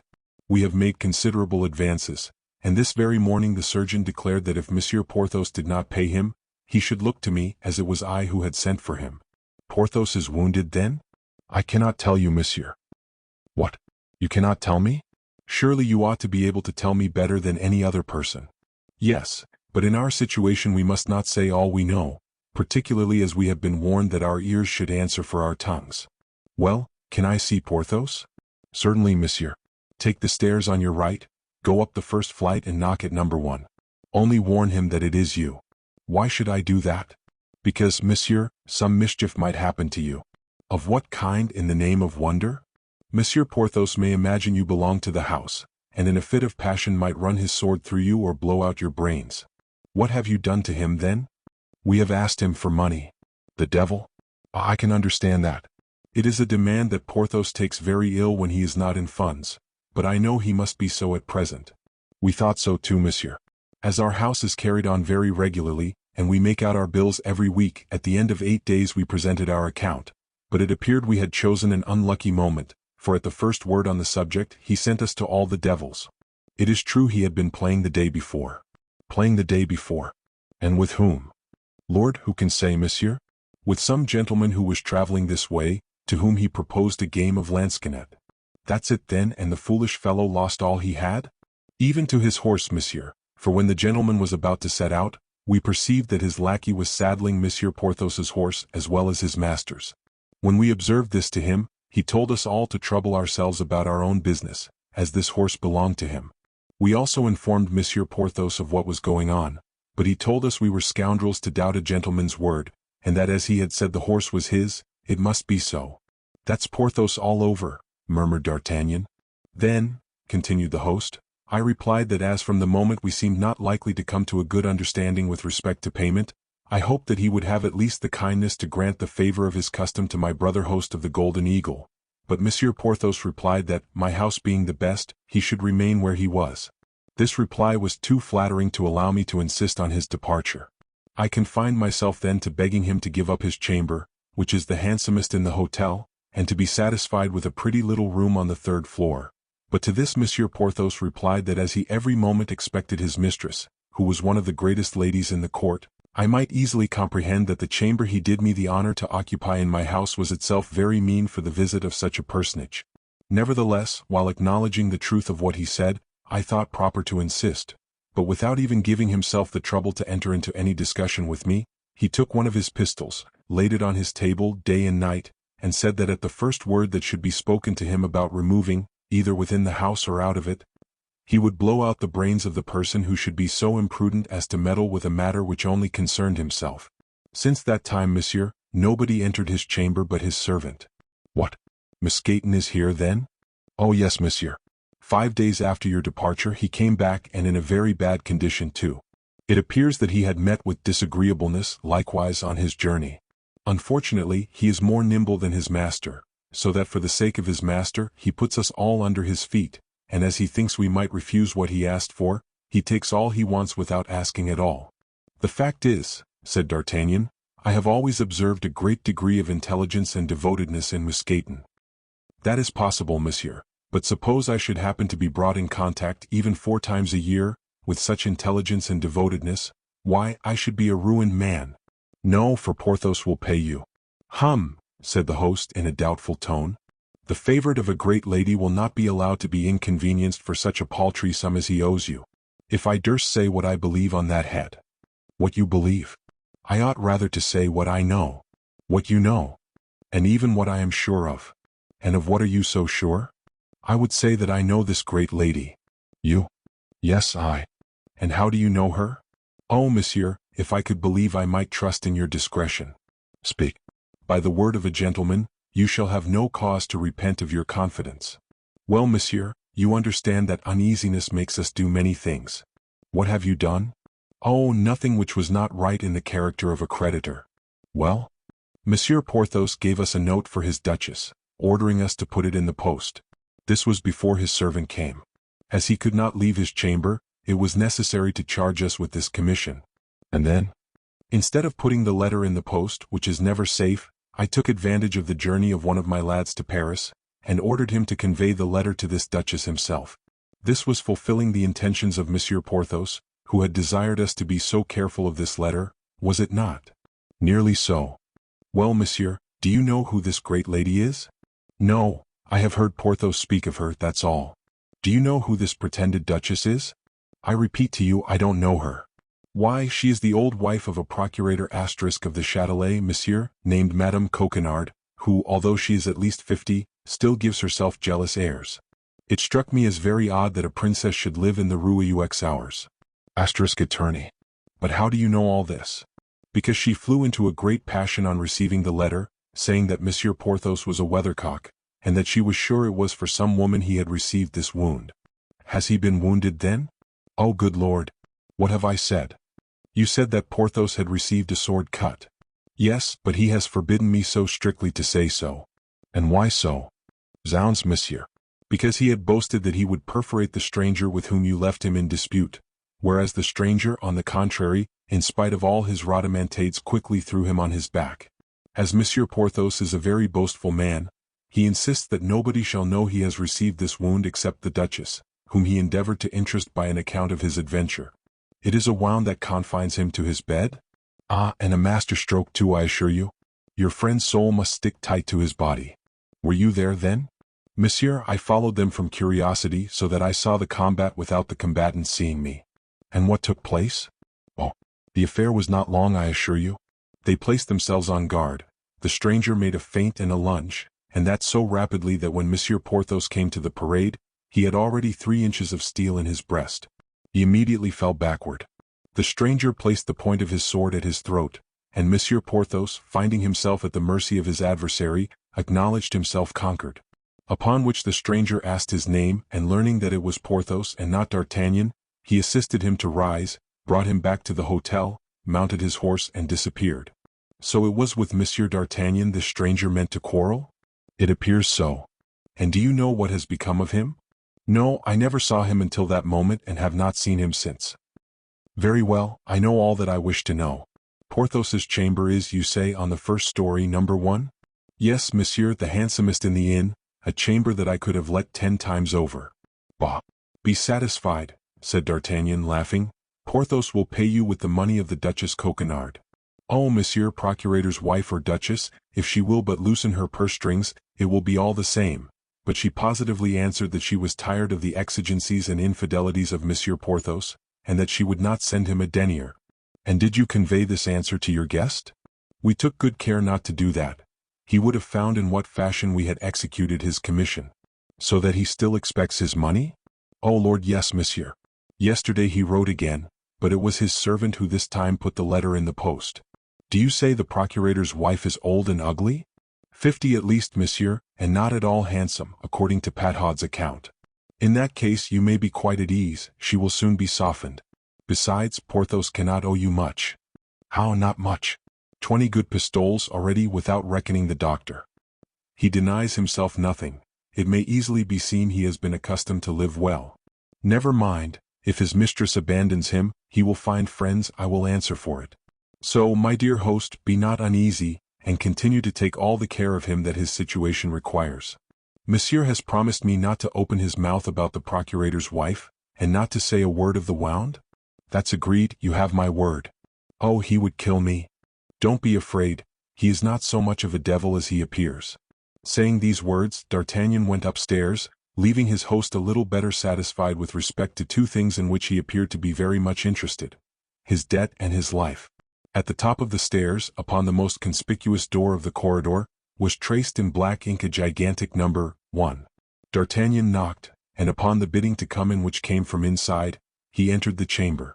Porthos was in bed and was playing a game at lansquenet with Mousqueton to keep his hand in, while a spit loaded with partridges was turning before the fire, and on each side of a large chimney-piece over 2 chafing dishes, were boiling 2 stew-pans, from which exhaled a double odor of rabbit and fish stews, rejoicing to the smell. In addition to this he perceived that the top of a wardrobe and the marble of a commode were covered with empty bottles. At the sight of his friend, Porthos uttered a loud cry of joy, and Mousqueton, rising respectfully, yielded his place to him, and went to give an eye to the 2 stew-pans, of which he appeared to have the particular inspection. "Ah, pardieu!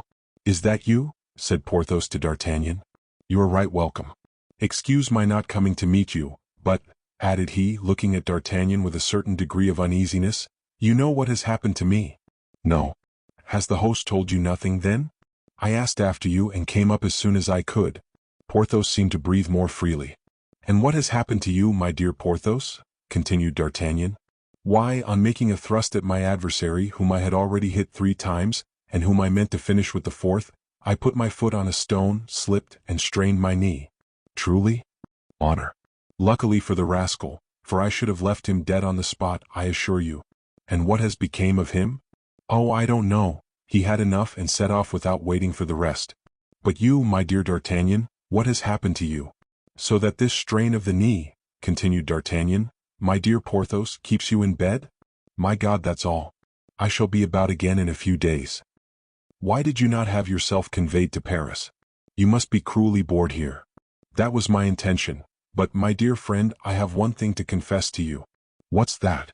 "It is that as I was cruelly bored, as you say, and as I had the 75 pistoles in my pocket which you had distributed to me, in order to amuse myself I invited a gentleman who was traveling this way to walk up, and proposed a cast of dice. He accepted my challenge, and, my faith, my 75 pistoles passed from my pocket to his, without reckoning my horse, which he won into the bargain." "But you, my dear D'Artagnan? What can you expect, my dear Porthos? A man is not privileged in all ways," said D'Artagnan. "You know the proverb, unlucky at play, lucky in love. You are too fortunate in your love for play not to take its revenge. What consequence can the reverses of fortune be to you? Have you not, happy rogue that you are, have you not your Duchess, who cannot fail to come to your aid?" "Well, you see, my dear D'Artagnan, with what ill luck I play," replied Porthos, with the most careless air in the world.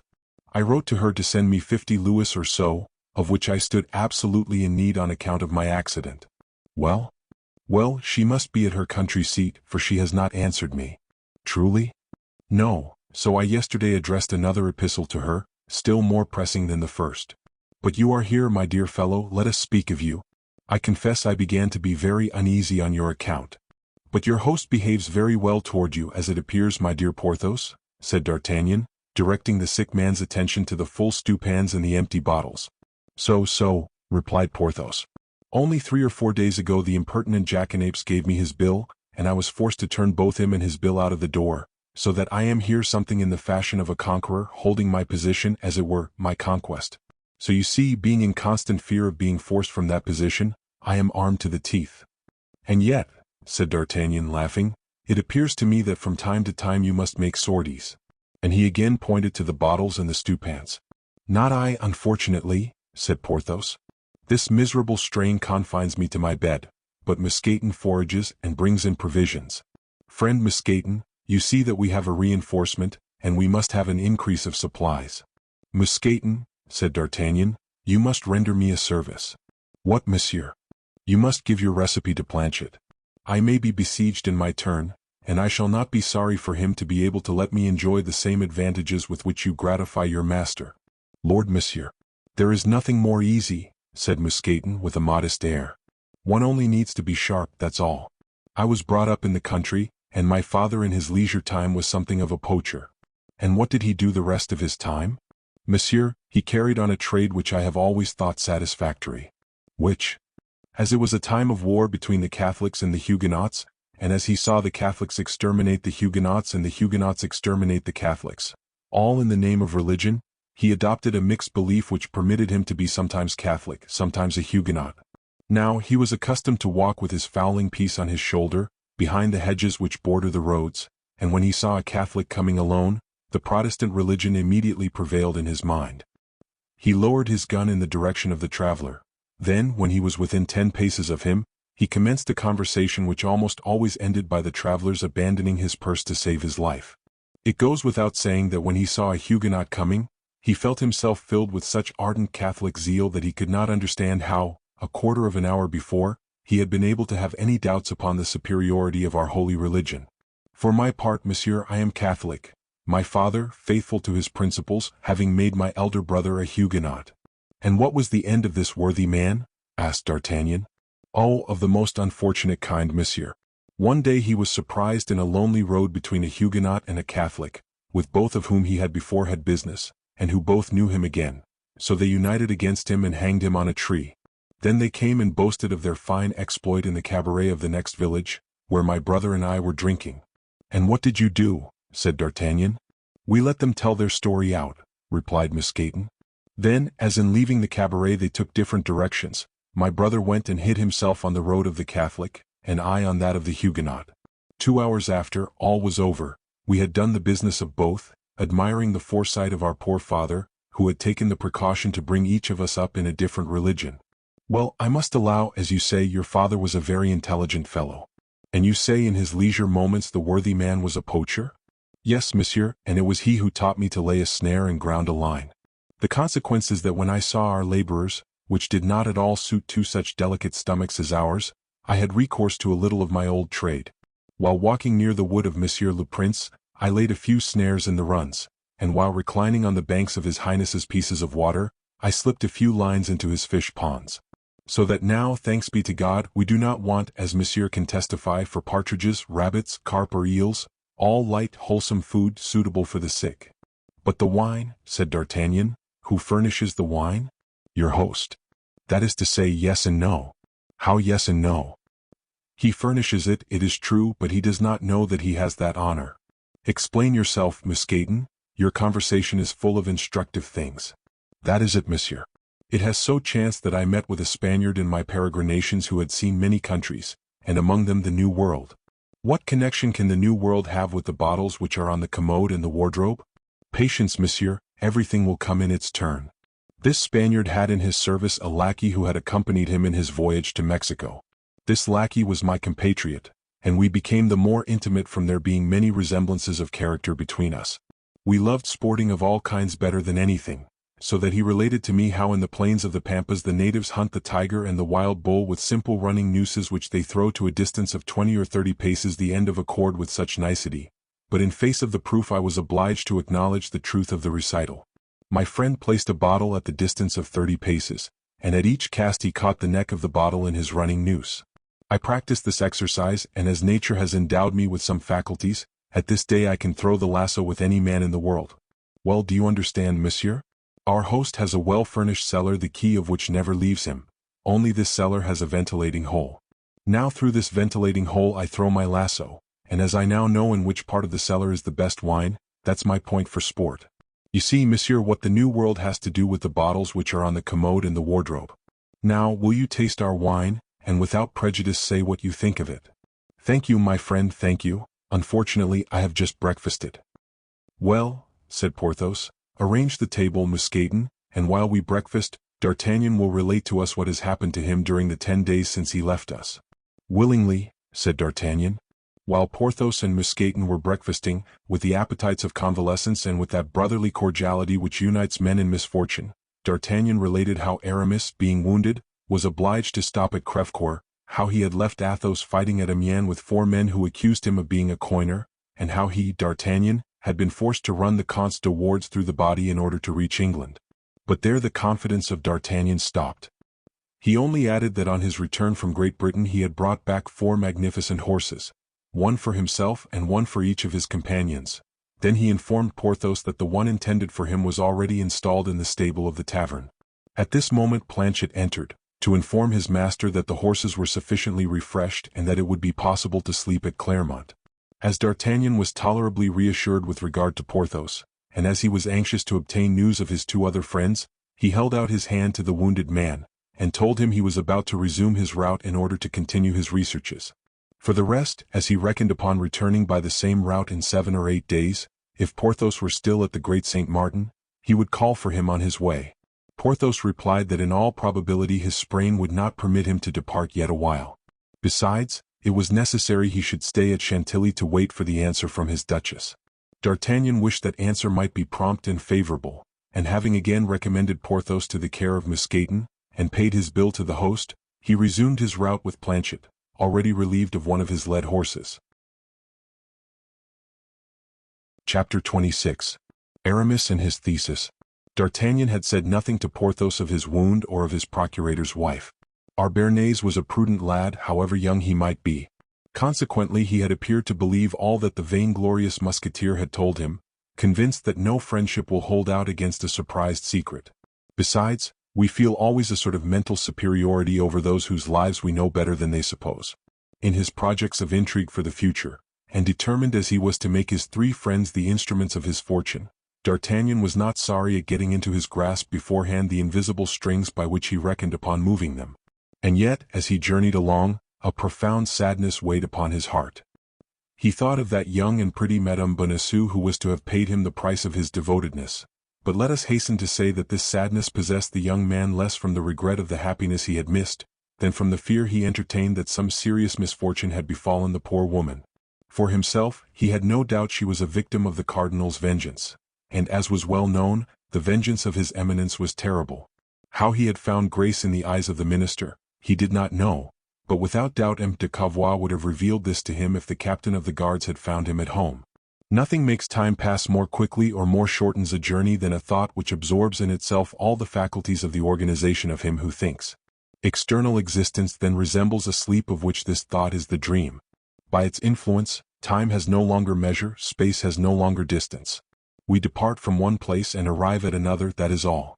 Of the interval past, nothing remains in the memory but a vague mist in which 1,000 confused images of trees, mountains and landscapes are lost. It was as a prey to this hallucination that D'Artagnan traveled, at whatever pace his horse pleased, the 6 or 8 leagues that separated Chantilly from Crèvecoeur, without his being able to remember on his arrival in the village any of the things he had passed or met with on the road. There only his memory returned to him. He shook his head, perceived the cabaret at which he had left Aramis, and putting his horse to the trot, he shortly pulled up at the door. This time it was not a host but a hostess who received him. D'Artagnan was a physiognomist. His eye took in at a glance the plump, cheerful countenance of the mistress of the place, and he at once perceived there was no occasion for dissembling with her, or of fearing anything from one blessed with such a joyous physiognomy. "My good dame," asked D'Artagnan, "can you tell me what has become of one of my friends, whom we were obliged to leave here about a dozen days ago? A handsome young man 3 or 24 years old, mild, amiable, and well made? That is he, wounded in the shoulder." "Just so. Well, monsieur, he is still here." "Ah, pardieu." "My dear dame," said D'Artagnan, springing from his horse and throwing the bridle to Planchet, "you restore me to life. Where is this dear Aramis? Let me embrace him, I am in a hurry to see him again." "Pardon, monsieur, but I doubt whether he can see you at this moment." "Why so? Has he a lady with him?" "Jesus! What do you mean by that? Poor lad." "No, monsieur, he has not a lady with him." "With whom is he, then?" "With the curate of Montdidier and the superior of the Jesuits of Amiens." "Good heavens!" cried D'Artagnan, "is the poor fellow worse then?" "No, monsieur, quite the contrary, but after his illness grace touched him, and he determined to take orders." "That's it," said D'Artagnan, "I had forgotten that he was only a musketeer for a time. Monsieur still insists upon seeing him?" "More than ever." "Well, monsieur has only to take the right-hand staircase in the courtyard, and knock at number 5 on the 2nd floor. D'Artagnan walked quickly in the direction indicated, and found one of those exterior staircases that are still to be seen in the yards of our old-fashioned taverns. But there was no getting at the place of sojourn of the future abbé. The defile of the chamber of Aramis were as well guarded as the gardens of Armida. Bazin was stationed in the corridor, and barred his passage with the more intrepidity that, after many years of trial, Bazin found himself near a result of which he had ever been ambitious. In fact, the dream of poor Bazin had always been to serve a churchman, and he awaited with impatience the moment, always in the future, when Aramis would throw aside the uniform and assume the cassock. The daily renewed promise of the young man that the moment would not long be delayed had alone kept him in the service of a musketeer, a service in which, he said, his soul was in constant jeopardy. Bazin was then at the height of joy. In all probability this time his master would not retract. The union of physical pain with moral uneasiness had produced the effect so long desired. Aramis, suffering at once in body and mind, had at length fixed his eyes and his thoughts upon religion, and he had considered as a warning from heaven the double accident which had happened to him, that is to say, the sudden disappearance of his mistress and the wound in his shoulder. It may be easily understood that in the present disposition of his master nothing could be more disagreeable to Bazin than the arrival of D'Artagnan, which might cast his master back again into that vortex of mundane affairs which had so long carried him away.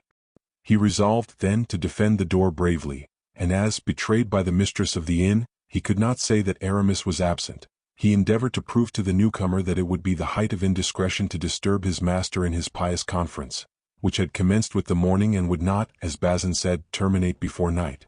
But D'Artagnan took very little heed of the eloquent discourse of Bazin, and as he had no desire to support a polemic discussion with his friend's valet, he simply moved him out of the way with one hand, and with the other turned the handle of the door of number 5. The door opened and D'Artagnan went into the chamber. Aramis, in a black gown, his head enveloped in a sort of round flat cap, not much unlike a calotte, was seated before an oblong table, covered with rolls of paper and enormous volumes in folio. At his right hand was placed the superior of the Jesuits, and on his left the curate of Montdidier. The curtains were half drawn, and only admitted the mysterious light calculated for beatific reveries. All the mundane objects that generally strike the eye on entering the room of a young man, particularly when that young man is a musketeer, had disappeared as if by enchantment, and for fear, no doubt, that the sight of them might bring his master back to ideas of this world, Bazin had laid his hands upon sword, pistols, plumed hat, and embroideries and laces of all kinds and sorts. In their stead D'Artagnan thought he perceived in an obscure corner a discipline cord suspended from a nail in the wall.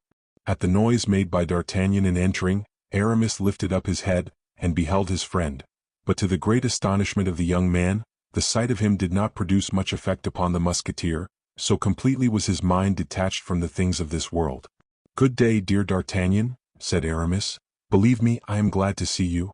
"So am I delighted to see you," said D'Artagnan, "although I am not yet sure that it is Aramis I am speaking to." "To himself, my friend, to himself. But what makes you doubt it?" "I was afraid I had made a mistake in the chamber, and that I had found my way into the apartment of some churchman. Then another error seized me on seeing you in company with these gentlemen. I was afraid you were dangerously ill." The two men in black, who guessed D'Artagnan's meaning, darted at him a glance which might have been thought threatening, but D'Artagnan took no heed of it. "I disturb you perhaps, my dear Aramis," continued D'Artagnan, "for by what I see, I am led to believe that you are confessing to these gentlemen." Aramis colored imperceptibly. "You disturb me?"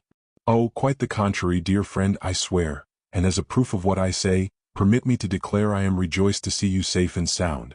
"Ah, he'll come round," thought D'Artagnan, "that's not bad. This gentleman, who is my friend, has just escaped from a serious danger," continued Aramis, with unction, pointing to D'Artagnan with his hand, and addressing the two ecclesiastics. "Praise God, monsieur," replied they, bowing together. "I have not failed to do so, your reverences," replied the young man, returning their salutation. "You arrive in good time, dear D'Artagnan," said Aramis, "and by taking part in our discussion may assist us with your intelligence. Monsieur the Principal of Amiens, Monsieur the Curate of Montdidier, and I are arguing certain theological questions in which we have been much interested. I shall be delighted to have your opinion." "The opinion of a swordsman can have very little weight," replied D'Artagnan, who began to be uneasy at the turn things were taking, "and you had better be satisfied, believe me, with the knowledge of these gentlemen." The two men in black bowed in their turn. "On the contrary," replied Aramis, "your opinion will be very valuable." The question is this: Monsieur the Principal thinks that my thesis ought to be dogmatic and didactic. Your thesis? Are you then making a thesis? Without doubt, replied the Jesuit. In the examination which precedes ordination, a thesis is always a requisite. Ordination, cried D'Artagnan, who could not believe what the hostess and Bazin had successively told him, and he gazed, half stupefied, upon the three persons before him.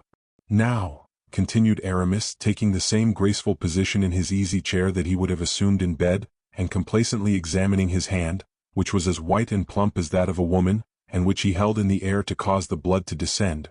Now, as you have heard, D'Artagnan, Monsieur the Principal is desirous that my thesis should be dogmatic, while I, for my part, would rather it should be ideal.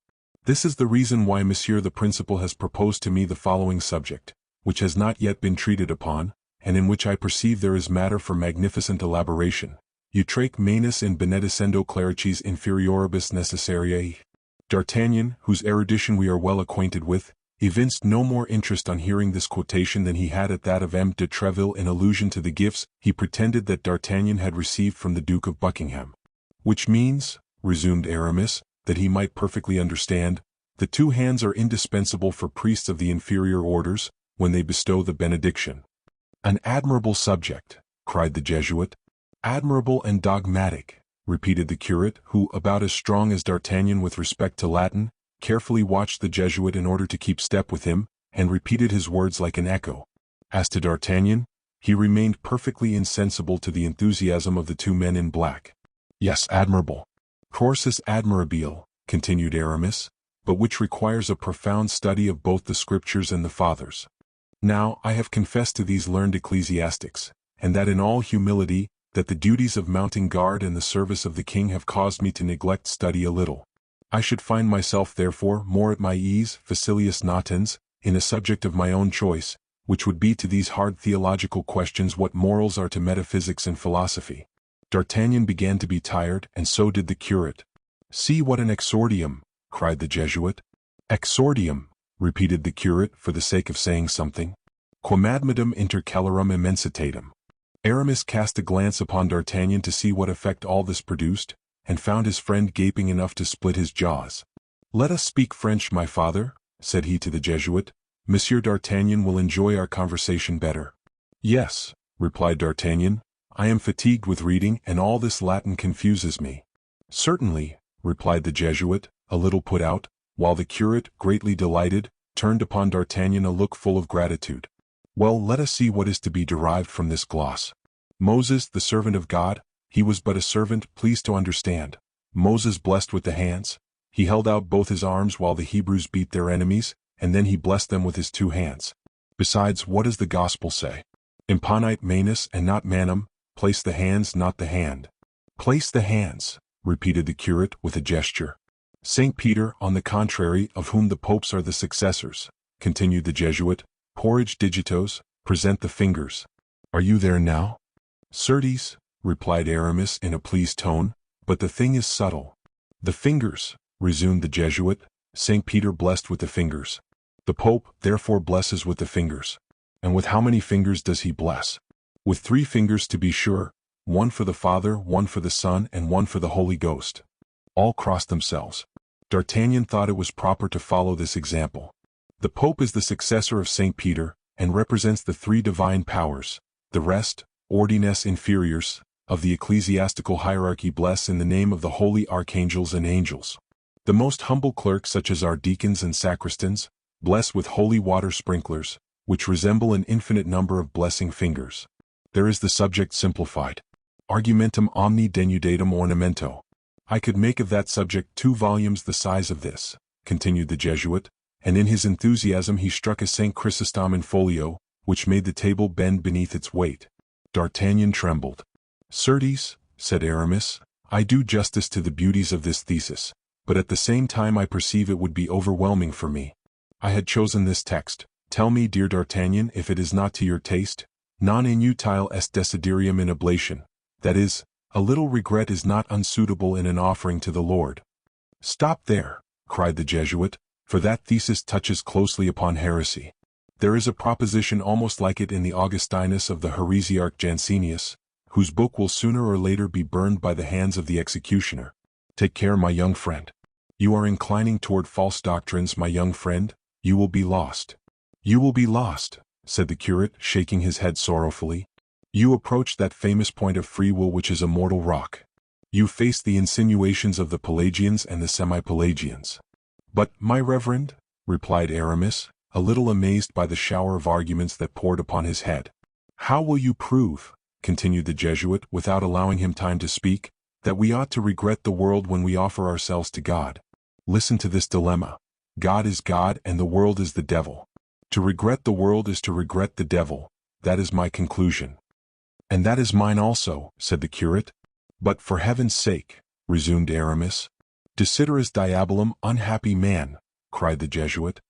He regrets the devil. Ah, my young friend, added the curate, groaning, do not regret the devil, I implore you. D'Artagnan felt himself bewildered. It seemed to him as though he were in a madhouse, and was becoming as mad as those he saw. He was, however, forced to hold his tongue from not comprehending half the language they employed. But listen to me then, resumed Aramis with politeness mingled with a little impatience. I do not say I regret. No, I will never pronounce that sentence, which would not be orthodox. The Jesuit raised his hands toward heaven, and the curate did the same. No, but pray grant me that it is acting with an ill grace to offer to the Lord only that with which we are perfectly disgusted. Don't you think so, D'Artagnan? I think so indeed, cried he. The Jesuit and the curate quite started from their chairs. This is the point of departure. It is a syllogism. The world is not wanting in attractions.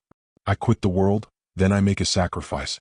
Now, the Scripture says positively, make a sacrifice unto the Lord. That is true, said his antagonists. And then, said Aramis, pinching his ear to make it red as he rubbed his hands to make them white, and then I made a certain rondeau upon it last year, which I showed to Monsieur Voiture, and that great man paid me 1,000 compliments. A rondeau, said the Jesuit disdainfully. A rondeau, said the curate mechanically. Repeat it. Repeat it, cried D'Artagnan. It will make a little change. Not so, for it is religious, replied Aramis. It is theology in verse. The devil, said D'Artagnan. Here it is, said Aramis with a little look of diffidence which, however, was not exempt from a shade of hypocrisy. Vous que pleures un passé plein de charmes? Et que traînes de jours and fortunes? Tu vos malheurs et y verront termines? Quand adieu seul vous offres vos larmes? Vous que pleures. You who weep for pleasures fled, while dragging on a life of care. All your woes will melt in air, if to God your tears are shed. You who weep. D'Artagnan and the curate appeared pleased. The Jesuit persisted in his opinion. Beware of a profane taste in your theological style. What says Augustine on this subject? Severus sit clericorum verbo. Yes, let the sermon be clear, said the curate. Now, hastily interrupted the Jesuit on seeing that his acolyte was going astray, now your thesis would please the ladies. It would have the success of one of Monsieur Patru's pleadings. Please God, cried Aramis transported. There it is, cried the Jesuit. The world still speaks within you in a loud voice, altissima voce. You follow the world, my young friend, and I tremble lest grace prove not efficacious. Be satisfied, my reverend father, I can answer for myself. Mundane presumption. I know myself, father, my resolution is irrevocable. Then you persist in continuing that thesis? I feel myself called upon to treat that and no other. I will see about the continuation of it, and tomorrow I hope you will be satisfied with the corrections I shall have made in consequence of your advice. Work slowly, said the curate. We leave you in an excellent tone of mind. Yes, the ground is all sown, said the Jesuit, and we have not to fear that one portion of the seed may have fallen upon stone, another upon the highway, or that the birds of heaven have eaten the rest. Avi celi comederant illum. Plague stifle you and your Latin, said D'Artagnan, who began to feel all his patience exhausted. Farewell, my son, said the curate, till tomorrow. Till tomorrow, rash youth, said the Jesuit. You promise to become one of the lights of the church. Heaven grant that this light prove not a devouring fire. D'Artagnan, who for an hour past had been gnawing his nails with impatience, was beginning to attack the quick. The two men in black rose, bowed to Aramis and D'Artagnan, and advanced toward the door. Bazin, who had been standing listening to all this controversy with a pious jubilation, sprang toward them, took the breviary of the curate and the missal of the Jesuit, and walked respectfully before them to clear their way. Aramis conducted them to the foot of the stairs, and then immediately came up again to D'Artagnan, whose senses were still in a state of confusion. When left alone, the two friends at first kept an embarrassed silence. It however became necessary for one of them to break it first, and as D'Artagnan appeared determined to leave that honor to his companion, Aramis said, "You see that I am returned to my fundamental ideas. Yes, efficacious grace has touched you, as that gentleman said just now. Oh, these plans of retreat have been formed for a long time. You have often heard me speak of them, have you not, my friend? Yes, but I confess I always thought you jested with such things. Oh, D'Artagnan! The devil? Why, people jest with death. And people are wrong, D'Artagnan, for death is the door which leads to perdition or to salvation. Granted, but if you please, let us not theologize, Aramis. You must have had enough for today. As for me, I have almost forgotten the little Latin I have ever known. Then I confess to you that I have eaten nothing since 10 o'clock this morning, and I am devilish hungry. We will dine directly, my friend, only you must please to remember that this is Friday. Now, on such a day I can neither eat flesh nor see it eaten. If you can be satisfied with my dinner, it consists of cooked tetragones and fruits." "What do you mean by tetragones?" asked D'Artagnan uneasily. "I mean spinach," replied Aramis, "but on your account I will add some eggs, and that is a serious infraction of the rule, for eggs are meat since they engender chickens. This feast is not very succulent, but never mind, I will put up with it for the sake of remaining with you." "I am grateful to you for the sacrifice," said Aramis, "but if your body be not greatly benefited by it, be assured your soul will. And so, Aramis, you are decidedly going into the church? What will our two friends say? What will Monsieur de Treville say? They will treat you as a deserter, I warn you. I do not enter the church, I re-enter it. I deserted the church for the world, for you know that I forced myself when I became a musketeer." "I know nothing about it." "You don't know I quit the seminary?" "Not at all." "This is my story then.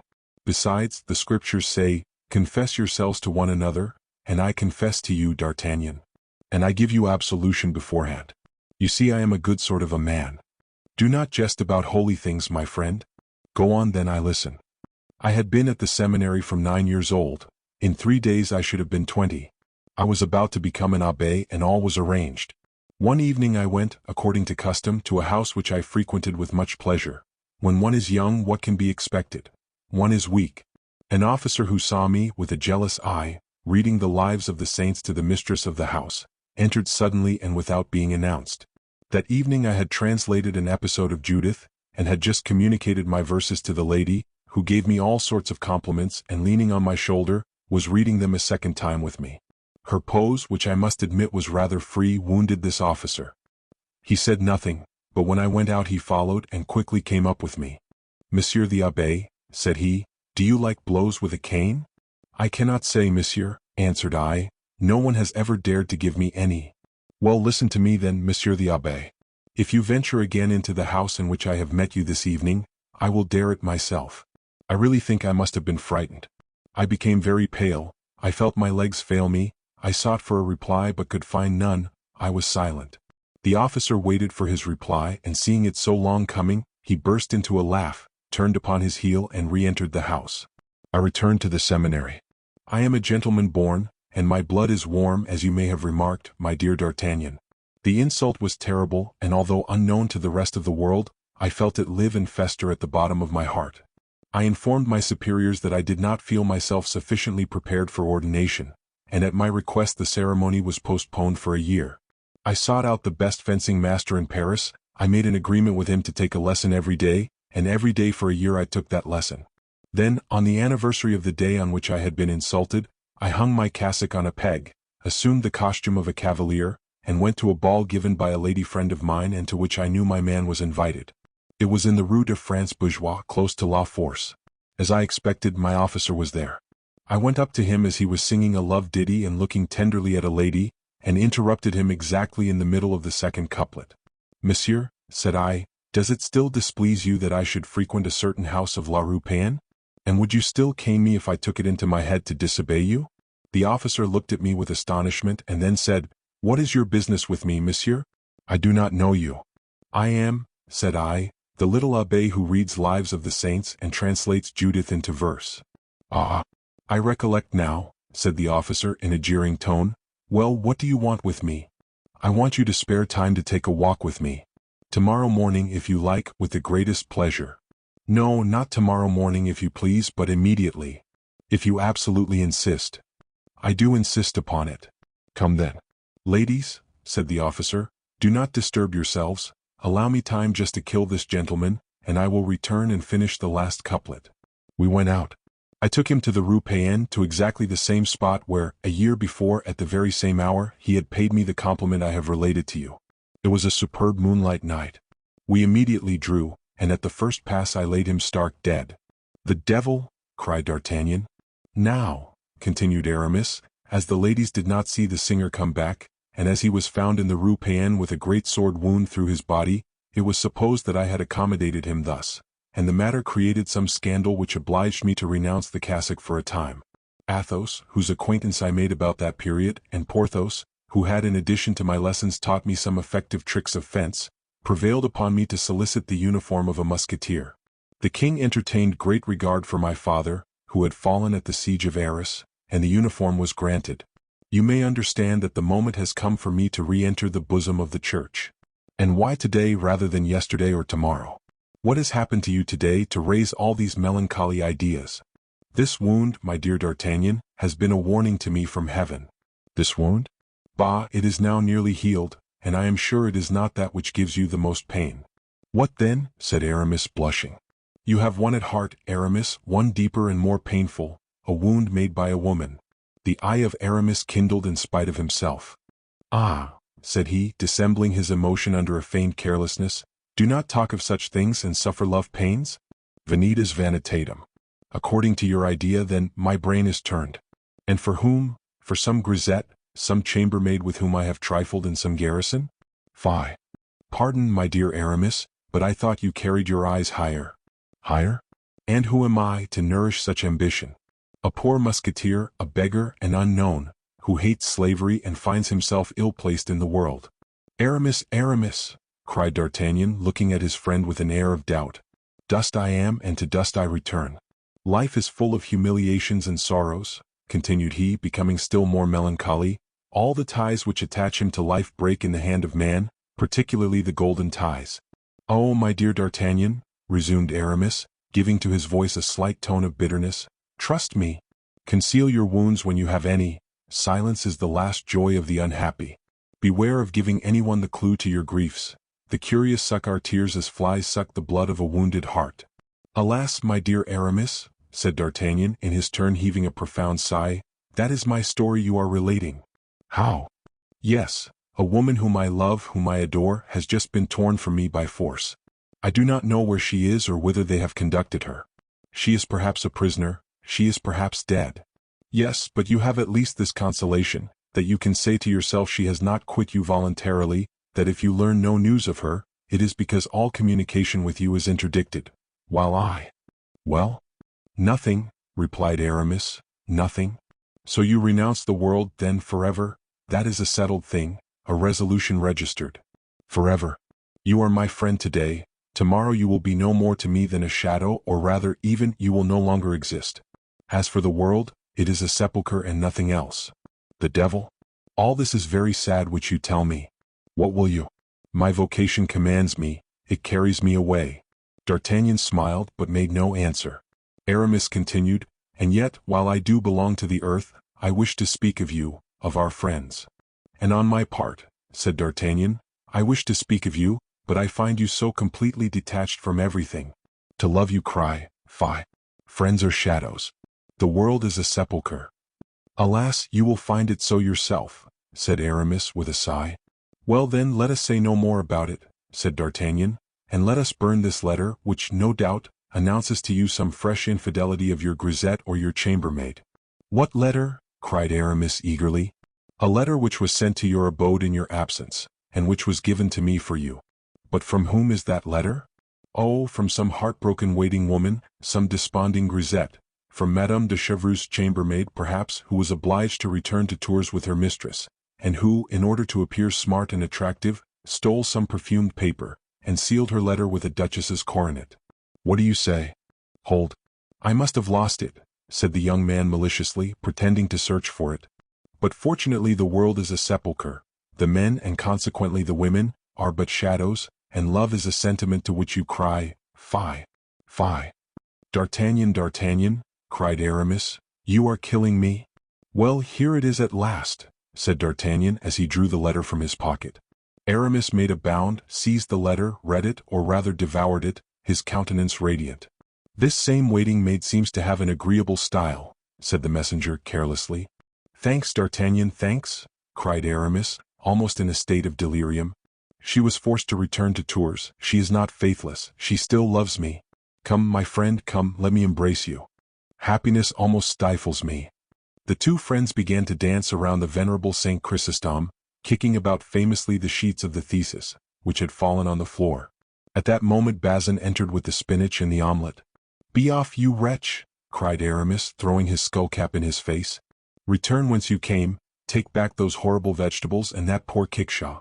Order a larded hare, a fat capon, mutton leg dressed with garlic, and 4 bottles of old Burgundy.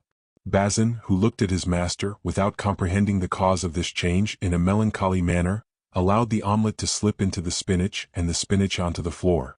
Now this is the moment to consecrate your existence to the King of Kings, said D'Artagnan, if you persist in offering him a civility. Non inutile desiderium oblation. Go to the devil with your Latin. Let us drink, my dear D'Artagnan, morbleu. Let us drink while the wine is fresh. Let us drink heartily, and while we do so, tell me a little of what is going on in the world yonder. Chapter 27.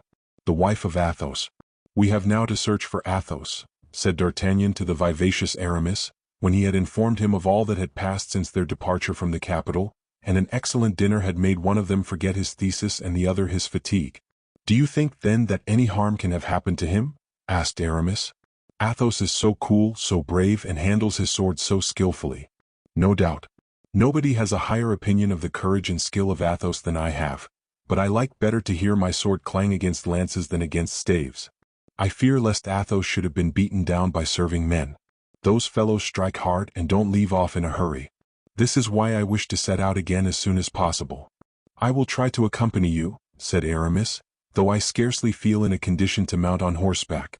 Yesterday I undertook to employ that cord which you see hanging against the wall, but pain prevented my continuing the pious exercise. That's the first time I ever heard of anybody trying to cure gunshot wounds with cat o' nine tails, but you were ill, and illness renders the head weak, therefore you may be excused. When do you mean to set out? Tomorrow at daybreak. Sleep as soundly as you can tonight, and tomorrow, if you can, we will take our departure together. Till tomorrow then, said Aramis, for iron-nerved as you are, you must need repose. The next morning, when D'Artagnan entered Aramis's chamber, he found him at the window. What are you looking at? Asked D'Artagnan. My faith, I am admiring 3 magnificent horses which the stable boys are leading about.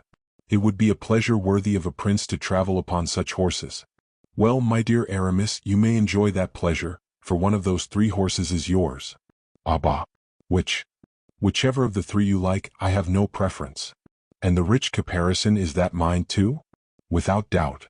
You laugh, D'Artagnan? No, I have left off laughing now that you speak French. What, those rich holsters, that velvet housing, that saddle studded with silver, are they all for me? For you and nobody else, as the horse which paws the ground is mine, and the other horse, which is caracoling, belongs to Athos. Peste! They are 3 superb animals. I am glad they please you. Why, it must have been the king who made you such a present. Certainly it was not the cardinal, but don't trouble yourself whence they come, think only that one of the 3 is your property. I choose that which the red-headed boy is leading. It is yours. Good heaven! That is enough to drive away all my pains. I could mount him with 30 balls in my body. On my soul, handsome stirrups. Hola, Bazin, come here this minute. Bazin appeared on the threshold, dull and spiritless. That last order is useless, interrupted D'Artagnan. There are loaded pistols in your holsters. Bazin sighed. Come, Monsieur Bazin, make yourself easy, said D'Artagnan. People of all conditions gain the kingdom of heaven. Monsieur was already such a good theologian, said Bazin, almost weeping. He might have become a bishop and perhaps a cardinal. Well, but my poor Bazin, reflect a little. Of what use is it to be a churchman, pray? You do not avoid going to war by that means. You see, the cardinal is about to make the next campaign, helm on head and partisan in hand. And Monsieur de Nogaret de la Valette, what do you say of him? He is a cardinal likewise. Ask his lackey how often he has had to prepare lint of him. Alas, sighed Bazin. I know it, monsieur. Everything is turned topsy-turvy in the world nowadays. While this dialogue was going on, the two young men and the poor lackey descended. Hold my stirrup, Bazin, cried Aramis, and Aramis sprang into the saddle with his usual grace and agility, but after a few vaults and curvets of the noble animal his rider felt his pains come on so insupportably that he turned pale and became unsteady in his seat. D'Artagnan, who, foreseeing such an event, had kept his eye on him, sprang toward him, caught him in his arms, and assisted him to his chamber. "That's all right, my dear Aramis, take care of yourself," said he. "I will go alone in search of Athos." "You are a man of brass," replied Aramis. "No, I have good luck, that is all. But how do you mean to pass your time till I come back? No more theses, no more glosses upon the fingers or upon benedictions, hey?" Aramis smiled. "I will make verses," said he. "Yes, I dare say, verses perfumed with the odor of the billet from the attendant of Madame de Chevreuse. Teach Bazin prosody, that will console him. As to the horse, ride him a little every day, and that will accustom you to his maneuvers." "Oh, make yourself easy on that head," replied Aramis. "You will find me ready to follow you." They took leave of each other, and in 10 minutes, after having commended his friend to the cares of the hostess and Bazin, D'Artagnan was trotting along in the direction of Amiens. How was he going to find Athos? Should he find him at all? The position in which he had left him was critical. He probably had succumbed. This idea, while darkening his brow, drew several sighs from him, and caused him to formulate to himself a few vows of vengeance. Of all his friends, Athos was the eldest, and the least resembling him in appearance, in his tastes and sympathies. Yet he entertained a marked preference for this gentleman.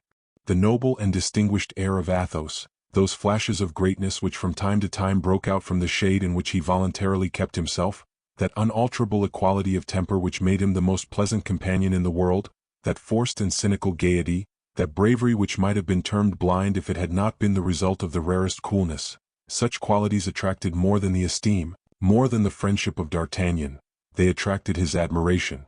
Indeed, when placed beside M. de Treville, the elegant and noble courtier, Athos in his most cheerful days might advantageously sustain a comparison. He was of middle height, but his person was so admirably shaped and so well proportioned that more than once in his struggles with Porthos he had overcome the giant whose physical strength was proverbial among the Musketeers. His head, with piercing eyes, a straight nose, a chin cut like that of Brutus, had altogether an indefinable character of grandeur and grace. His hands, of which he took little care, were the despair of Aramis, who cultivated his with almond paste and perfumed oil. The sound of his voice was at once penetrating and melodious, and then that which was inconceivable in Athos, who was always retiring, was that delicate knowledge of the world and of the usages of the most brilliant society, those manners of a high degree which appeared, as if unconsciously to himself, in his least actions. If a repast were on foot, Athos presided over it better than any other, placing every guest exactly in the rank which his ancestors had earned for him or that he had made for himself. If a question in heraldry were started, Athos knew all the noble families of the kingdom, their genealogy, their alliances, their coats of arms, and the origin of them. Etiquette had no minutiae unknown to him. He knew what were the rights of the great landowners. He was profoundly versed in hunting and falconry, and had one day when conversing on this great art astonished even Louis XIII. himself, who took a pride in being considered a past master therein. Like all the great nobles of that period, Athos rode and fenced to perfection. But still further, his education had been so little neglected, even with respect to scholastic studies, so rare at this time among gentlemen, that he smiled at the scraps of Latin which Aramis sported and which Porthos pretended to understand. 2 or 3 times, even to the great astonishment of his friends, he had, when Aramis allowed some rudimental error to escape him, replaced a verb in its right tense and a noun in its case. Besides, his probity was irreproachable, in an age in which soldiers compromised so easily with their religion and their consciences, lovers with the rigorous delicacy of our era, and the poor with God's 7th commandment. This Athos, then, was a very extraordinary man.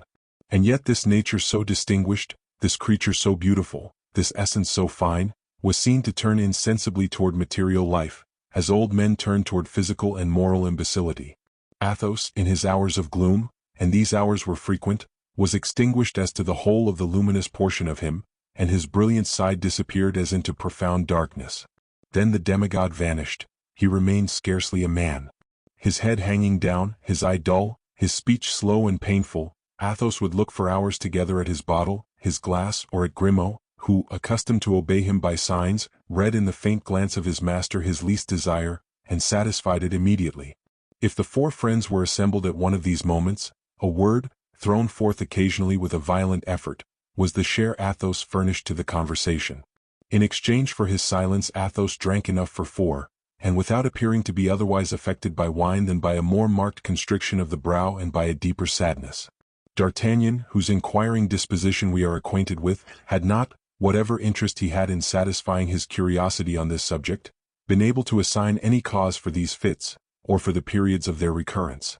Athos never received any letters. Athos never had concerns which all his friends did not know.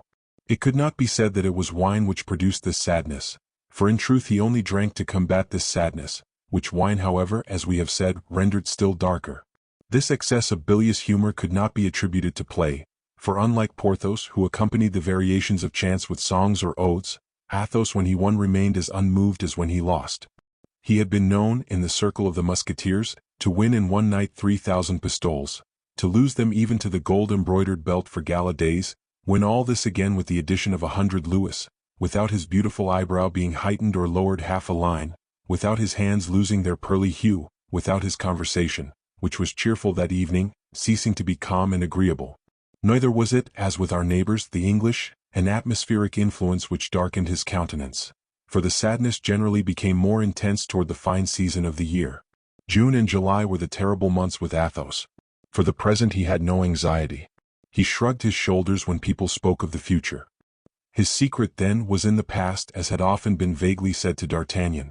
This mysterious shade, spread over his whole person, rendered still more interesting the man whose eyes or mouth, even in the most complete intoxication, had never revealed anything, however skillfully questions had been put to him. Well, thought D'Artagnan, poor Athos is perhaps at this moment dead, and dead by my fault, for it was I who dragged him into this affair, of which he did not know the origin, of which he is ignorant of the result, and from which he can derive no advantage. Without reckoning, monsieur, added Planchet to his master's audibly expressed reflections, that we perhaps owe our lives to him. Do you remember how he cried, "On, D'Artagnan, on, I am taken"? And when he had discharged his 2 pistols, what a terrible noise he made with his sword. One might have said that 20 men, or rather 20 mad devils, were fighting. These words redoubled the eagerness of D'Artagnan, who urged his horse, though he stood in need of no incitement, and they proceeded at a rapid pace. About 11 o'clock in the morning they perceived Amiens, and at 11:30 they were at the door of the cursed inn. D'Artagnan had often meditated against the perfidious host one of those hearty vengeances which offer consolation while they are hoped for. He entered the hostelry with his hat pulled over his eyes, his left hand on the pommel of the sword, and cracking his whip with his right hand. "Do you remember me?" said he to the host, who advanced to greet him. "I have not that honor, monseigneur," replied the latter, his eyes dazzled by the brilliant style in which D'Artagnan traveled. "What, you don't know me?" "No, monseigneur." "Well, 2 words will refresh your memory. What have you done with that gentleman against whom you had the audacity, about 12 days ago, to make an accusation of passing false money?" The host became as pale as death, for D'Artagnan had assumed a threatening attitude, and Planchet modeled himself after his master. "Ah, monseigneur, do not mention it," cried the host in the most pitiable voice imaginable. "Ah, monseigneur, how dearly have I paid for that fault, unhappy wretch as I am. That gentleman, I say, what has become of him? Deign to listen to me, monseigneur, and be merciful. Sit down in mercy." D'Artagnan, mute with anger and anxiety, took a seat in the threatening attitude of a judge. Planchet glared fiercely over the back of his armchair. "Here is the story, monseigneur," resumed the trembling host, "for I now recollect you. It was you who rode off at the moment I had that unfortunate difference with the gentleman you speak of." "Yes, it was I. So you may plainly perceive that you have no mercy to expect if you do not tell me the whole truth. Condescend to listen to me, and you shall know all." "I listen." "I had been warned by the authorities that a celebrated coiner of bad money would arrive at my inn, with several of his companions, all disguised as guards or musketeers. Monseigneur, I was furnished with a description of your horses, your lackeys, your countenances. Nothing was omitted." Go on," said D'Artagnan, who quickly understood whence such an exact description had come. I took then, in conformity with the orders of the authorities, who sent me a reinforcement of 6 men, such measures as I thought necessary to get possession of the persons of the pretended coiners. Again, said D'Artagnan, whose ears chafed terribly under the repetition of this word coiners. Pardon me, Monseigneur, for saying such things, but they form my excuse. The authorities had terrified me, and you know that an innkeeper must keep on good terms with the authorities. But once again that gentleman, where is he? What has become of him? Is he dead? Is he living? Patience, Monseigneur, we are coming to it. There happened then that which you know, and of which your precipitate departure, added the host, with an acuteness that did not escape D'Artagnan, appeared to authorize the issue. That gentleman, your friend, defended himself desperately. His lackey, who, by an unforeseen piece of ill luck, had quarreled with the officers, disguised as stable lads. Miserable scoundrel, cried D'Artagnan, you were all in the plot then? And I really don't know what prevents me from exterminating you all. Alas, Monseigneur, we were not in the plot, as you will soon see. Monsieur your friend, pardon for not calling him by the honorable name which no doubt he bears, but we do not know that name. Monsieur your friend, having disabled 2 men with his pistols, retreated fighting with his sword, with which he disabled one of my men, and stunned me with a blow of the flat side of it. You villain, will you finish? Cried D'Artagnan. Athos, what has become of Athos? While fighting and retreating as I have told Monseigneur, he found the door of the cellar stairs behind him, and as the door was open he took out the key and barricaded himself inside. As we were sure of finding him there, we left him alone. Yes, said D'Artagnan, you did not really wish to kill, you only wished to imprison him. Good God! To imprison him, Monseigneur? Why, he imprisoned himself, I swear to you he did. In the first place he had made rough work of it. 1 man was killed on the spot and 2 others were severely wounded. The dead man and the 2 wounded were carried off by their comrades, and I have heard nothing of either of them since. As for myself, as soon as I recovered my senses I went to Monsieur the Governor, to whom I related all that had passed and asked what I should do with my prisoner. Monsieur the Governor was all astonishment. He told me he knew nothing about the matter, that the orders I had received did not come from him, and that if I had the audacity to mention his name as being concerned in this disturbance he would have me hanged. It appears that I had made a mistake, monsieur, that I had arrested the wrong person, and that he whom I ought to have arrested had escaped. But Athos, cried D'Artagnan, whose impatience was increased by the disregard of the authorities, Athos, where is he?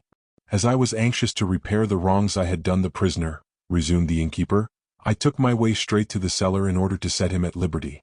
Ah, monsieur, he was no longer a man, he was a devil. To my offer of liberty, he replied that it was nothing but a snare, and that before he came out he intended to impose his own conditions. I told him very humbly, for I could not conceal from myself the scrape I had got into by laying hands on one of His Majesty's musketeers, I told him I was quite ready to submit to his conditions. In the first place, said he, I wish my lackey placed with me fully armed. We hastened to obey this order, for you will please to understand, monsieur, we were disposed to do everything your friend could desire. Monsieur Grimaud, he told us his name although he does not talk much. Monsieur Grimaud then went down to the cellar wounded as he was. Then his master, having admitted him, barricaded the door afresh, and ordered us to remain quietly in our own bar. But where is Athos now? Cried D'Artagnan. Where is Athos? In the cellar, monsieur. What, you scoundrel? Have you kept him in the cellar all this time? Merciful heaven! No, monsieur. We keep him in the cellar. You do not know what he is about in the cellar. If you could but persuade him to come out, monsieur, I should owe you the gratitude of my whole life. I should adore you as my patron saint. Then he is there? I shall find him there? Without doubt you will, monsieur. He persists in remaining there. We every day pass through the air wholesome bread at the end of a fork and some meat when he asks for it, but alas! It is not of bread and meat of which he makes the greatest consumption. I once endeavored to go down with 2 of my servants, but he flew into terrible rage. I heard the noise he made in loading his pistols, and his servant in loading his musketon. Then, when we asked them what were their intentions, the master replied that he had 40 charges to fire, and that he and his lackey would fire to the last one before he would allow a single soul of us to set foot in the cellar. Upon this I went and complained to the governor, who replied that I only had what I deserved, and that it would teach me to insult honorable gentlemen who took up their abode in my house. So that since that time, replied D'Artagnan, totally unable to refrain from laughing at the pitiable face of the host. So from that time, monsieur, continued the latter, we have led the most miserable life imaginable, for you must know, monsieur, that all our provisions are in the cellar. There is our wine in bottles and our wine in casks, the beer, the oil and the spices, the bacon and sausages. And as we are prevented from going down there, we are forced to refuse food and drink to the travelers who come to the house, so that our hostelry is daily going to ruin. If your friend remains another week in my cellar, I shall be a ruined man. And not more than justice either, you ass. Could you not perceive by our appearance that we were people of quality and not coiners, say? Yes, monsieur, you are right, said the host. But hark, hark, there he is. Somebody has disturbed him without doubt, said D'Artagnan. But he must be disturbed, cried the host. Here are 2 English gentlemen just arrived. Well? Well, the English like good wine, as you may know, monsieur. These have asked for the best. My wife has perhaps requested permission of Monsieur Athos to go into the cellar to satisfy these gentlemen, and he, as usual, has refused. Ah, good heaven! There is the hullabaloo louder than ever. D'Artagnan, in fact, heard a great noise on the side next the cellar. He rose, and preceded by the host wringing his hands, and followed by Planchet with his musketon ready for use, he approached the scene of action. The 2 gentlemen were exasperated. They had had a long ride and were dying with hunger and thirst. But this is tyranny, cried one of them in very good French, though with a foreign accent, that this madman will not allow these good people access to their own wine. Nonsense, let us break open the door, and if he is too far gone in his madness, well, we will kill him. Softly, gentlemen, said D'Artagnan, drawing his pistols from his belt. You will kill nobody if you please. Good, good, cried the calm voice of Athos from the other side of the door. Let them just come in, these devourers of little children, and we shall see. Brave as they appeared to be, the 2 English gentlemen looked at each other hesitatingly. One might have thought there was in that cellar one of those famished ogres, the gigantic heroes of popular legends, into whose cavern nobody could force their way with impunity. There was a moment of silence, but at length the 2 Englishmen felt ashamed to draw back, and the angrier one descended the 5 or 6 steps which led to the cellar, and gave a kick against the door enough to split a wall. Planchet, said D'Artagnan, cocking his pistols, I will take charge of the one at the top. You look to the one below. Ah, gentlemen, you want battle, and you shall have it. Good God! Cried the hollow voice of Athos. I can hear D'Artagnan, I think. Yes, cried D'Artagnan, raising his voice in turn. I am here, my friend. Ah, good then, replied Athos. We will teach them, these door breakers. The gentlemen had drawn their swords, but they found themselves taken between 2 fires. They still hesitated an instant, but as before, pride prevailed, and a second kick split the door from bottom to top. Stand on one side, D'Artagnan, stand on one side, cried Athos. I am going to fire. Gentlemen, exclaimed D'Artagnan, whom reflection never abandoned, gentlemen, think of what you are about. Patience, Athos. You are running your heads into a very silly affair. You will be riddled. My lackey and I will have 3 shots at you, and you will get as many from the cellar. You will then have our swords, with which, I can assure you, my friend and I can play tolerably well. Let me conduct your business and my own. You shall soon have something to drink, I give you my word. If there is any left, grumbled the jeering voice of Athos. The host felt a cold sweat creep down his back. How? If there is any left, murmured he. What the devil? There must be plenty left, replied D'Artagnan. Be satisfied of that. These 2 cannot have drunk all the cellar. Gentlemen, return your swords to their scabbards. Well, provided you replace your pistols in your belt. Willingly. And D'Artagnan set the example. Then, turning toward Planchet, he made him a sign to uncock his musketon. The Englishmen, convinced of these peaceful proceedings, sheathed their swords grumblingly. The history of Athos's imprisonment was then related to them, and as they were really gentlemen, they pronounced the host in the wrong. Now, gentlemen, said D'Artagnan, go up to your room again, and in 10 minutes I will answer for it, you shall have all you desire. The Englishman bowed and went upstairs. Now I am alone, my dear Athos, said D'Artagnan. Open the door, I beg of you. Instantly, said Athos. Then was heard a great noise of faggots being removed and of the groaning of posts. These were the counterscarps and bastions of Athos, which the besieged himself demolished. An instant after, the broken door was removed, and the pale face of Athos appeared, who with a rapid glance took a survey of the surroundings. D'Artagnan threw himself on his neck and embraced him tenderly. He then tried to draw him from his moist abode, but to his surprise he perceived that Athos staggered. You are wounded, said he. Not at all. I am dead drunk, that's all, and never did a man more strongly set about getting so.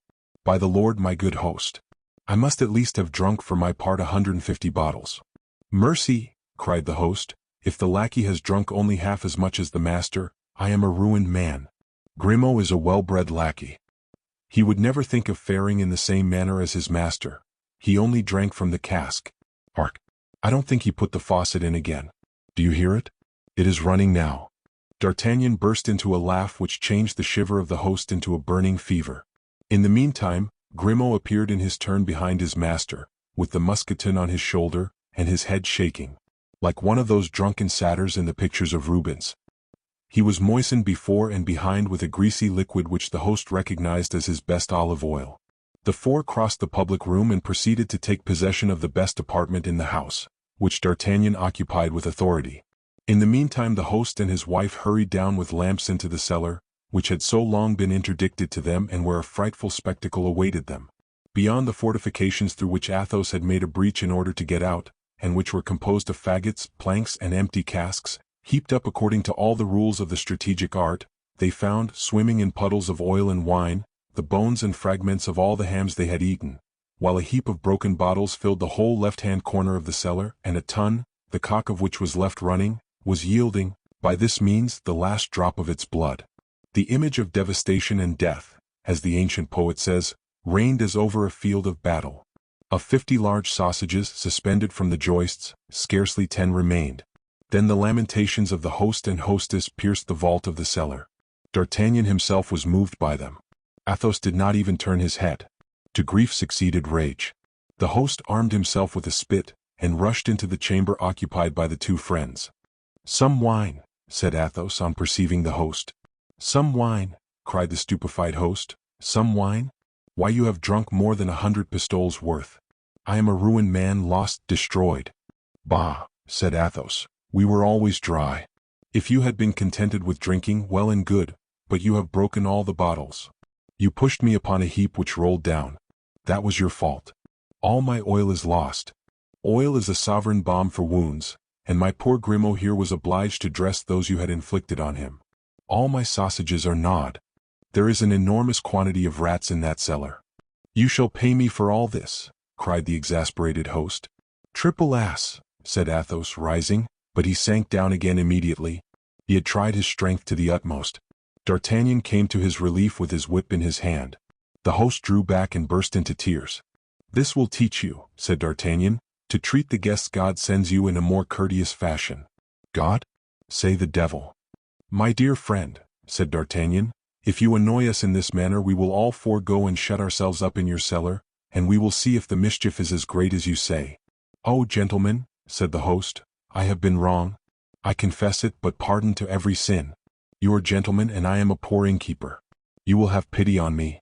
"Ah, if you speak in that way," said Athos, "you will break my heart, and the tears will flow from my eyes as the wine flowed from the cask. We are not such devils as we appear to be. Come hither and let us talk." The host approached with hesitation. "Come hither, I say, and don't be afraid," continued Athos. "At the very moment when I was about to pay you, I had placed my purse on the table." "Yes, monsieur." "That purse contained 60 pistoles. Where is it?" "Deposited with the justice. They said it was bad money." "Very well, give me my purse back and keep the 60 pistoles."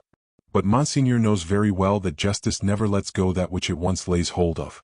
If it were bad money there might be some hopes, but unfortunately those were all good pieces. Manage the matter as well as you can, my good man. It does not concern me, the more so as I have not a livre left." "Come," said D'Artagnan, "let us inquire further. Athos's horse, where is that?" "In the stable." "How much is it worth?" 50 pistoles at most." "It's worth 80. Take it, and there ends the matter." "What?" cried Athos. "Are you selling my horse, my Bajazet? And pray upon what shall I make my campaign? Upon Grimaud." "I have brought you another," said D'Artagnan. "Another? And a magnificent one," cried the host. "Well, since there is another finer and younger, why, you may take the old one, and let us drink." "What?" asked the host, quite cheerful again. "Some of that at the bottom, near the laths. There are 25 bottles of it left. All the rest were broken by my fall. Bring 6 of them." "Why, this man is a cask," said the host aside. If he only remains here a fortnight and pays for what he drinks, I shall soon re-establish my business. And don't forget, said D'Artagnan, to bring up 4 bottles of the same sort for the 2 English gentlemen. And now, said Athos, while they bring the wine, tell me, D'Artagnan, what has become of the others. Come. D'Artagnan related how he had found Porthos in bed with a strained knee, and Aramis at a table between 2 theologians. As he finished, the host entered with the wine ordered and a ham which, fortunately for him, had been left out of the cellar. That's well, said Athos, filling his glass and that of his friend. Here's to Porthos and Aramis. But you, D'Artagnan, what is the matter with you, and what has happened to you personally? You have a sad air. Alas, said D'Artagnan, it is because I am the most unfortunate. Tell me. Presently, said D'Artagnan. Presently. And why presently? Because you think I am drunk? D'Artagnan, remember this. My ideas are never so clear as when I have had plenty of wine. Speak then, I am all ears. D'Artagnan related his adventure with Madame Bonacieux. Athos listened to him without a frown, and when he had finished said, Trifles, only trifles. That was his favorite word. You always say trifles, my dear Athos, said D'Artagnan, and that comes very ill from you who have never loved. The drink-deadened eye of Athos flashed out, but only for a moment. It became as dull and vacant as before. That's true, said he quietly, for my part one have never loved. Acknowledge then, you stony heart, said D'Artagnan, that you are wrong to be so hard upon us tender hearts. Tender hearts? Pierced hearts, said Athos. What do you say? I say that love is a lottery in which he who wins, wins death. You are very fortunate to have lost, believe me, my dear D'Artagnan. And if I have any counsel to give, it is always lose. She seemed to love me so. She seemed, did she? Oh, she did love me. You child, why, there is not a man who has not believed as you do, that his mistress loved him, and there lives not a man who has not been deceived by his mistress. Except you, Athos, who never had one. That's true, said Athos after a moment's silence. That's true. I never had one. Let us drink. But then, philosopher that you are, said D'Artagnan, instruct me, support me. I stand in need of being taught and consoled. Consoled for what? For my misfortune. Your misfortune is laughable, said Athos, shrugging his shoulders. I should like to know what you would say if I were to relate to you a real tale of love. Which has happened to you? Or one of my friends, what matters? Tell it, Athos, tell it. Better if I drink. Drink and relate then. Not a bad idea, said Athos, emptying and refilling his glass. The 2 things agree marvelously well. I am all attention, said D'Artagnan. Athos collected himself, and in proportion as he did so, D'Artagnan saw that he became pale. He was at that period of intoxication in which vulgar drinkers fall on the floor and go to sleep. He kept himself upright and dreamed without sleeping. This somnambulism of drunkenness had something frightful in it. You particularly wish it? Asked he. I pray for it, said D'Artagnan. Be it then as you desire. One of my friends, please to observe, not myself, said Athos, interrupting himself with a melancholy smile, one of the counts of my province, that is to say, of Berry, noble as a Dandolo or a Montmorency, at 25 years of age fell in love with a girl of 16, beautiful as fancy can paint. Through the ingenuousness of her age beamed an ardent mind, not of the woman but of the poet. She did not please, she intoxicated. She lived in a small town with her brother, who was a curate. Both had recently come into the country. They came nobody knew whence, but when seeing her so lovely and her brother so pious, nobody thought of asking whence they came. They were said, however, to be of good extraction. My friend, who was seigneur of the country, might have seduced her, or taken her by force at his will, for he was master. Who would have come to the assistance of 2 strangers, 2 unknown persons? Unfortunately he was an honorable man. He married her. Before. They asked. The idiot. How so if he loved her? Asked D'Artagnan. Wait, said Athos. He took her to his chateau, and made her the first lady in the province, and in justice it must be allowed that she supported her rank becomingly. Well? Asked D'Artagnan. Well, one day when she was hunting with her husband, continued Athos in a low voice and speaking very quickly, she fell from her horse and fainted. The Count flew to her to help, and as she appeared to be oppressed by her clothes, he ripped them open with his poniard, and in so doing laid bare her shoulder. D'Artagnan, said Athos with a maniacal burst of laughter, guess what she had on her shoulder. How can I tell? Said D'Artagnan. A fleur-de-lis, said Athos. She was branded. Athos emptied at a single draught the glass he held in his hand. "Horror!" cried D'Artagnan. "What do you tell me?" "Truth, my friend. The angel was a demon. The poor young girl had stolen the sacred vessels from a church." "And what did the count do?" "The count was of the highest nobility. He had on his estates the rights of high and low tribunals. He tore the dress of the countess to pieces. He tied her hands behind her and hanged her on a tree." "Heavens, Athos, a murder?" cried D'Artagnan. "No less," said Athos, as pale as a corpse. "But methinks I need wine," and he seized by the neck the last bottle that was left, put it to his mouth, and emptied it at a single draught as he would have emptied an ordinary glass. Then he let his head sink upon his two hands, while D'Artagnan stood before him, stupefied. "That has cured me of beautiful, poetical, and loving women," said Athos after a considerable pause, raising his head, and forgetting to continue the fiction of the count. "God grant you as much. Let us drink." "Then she is dead?" stammered D'Artagnan. "Parbleu," said Athos. "But hold out your glass. Some ham, my boy, or we can't drink." "And her brother?" added D'Artagnan timidly. "Her brother?" replied Athos. "Yes, the priest. Oh, I inquired after him for the purpose of hanging him likewise, but he was beforehand with me. He had quit the curacy the night before." "Was it ever known who this miserable fellow was?" "He was doubtless the first lover and accomplice of the fair lady. A worthy man, who had pretended to be a curate for the purpose of getting his mistress married, and securing her a position. He has been hanged and quartered, I hope." My God!" cried D'Artagnan, quite stunned by the relation of this horrible adventure. "Taste some of this ham, D'Artagnan. It is exquisite," said Athos, cutting a slice, which he placed on the young man's plate. "What a pity it is there were only 4 like this in the cellar. I could have drunk 50 bottles more." D'Artagnan could no longer endure this conversation, which had made him bewildered. Allowing his head to sink upon his 2 hands, he pretended to sleep.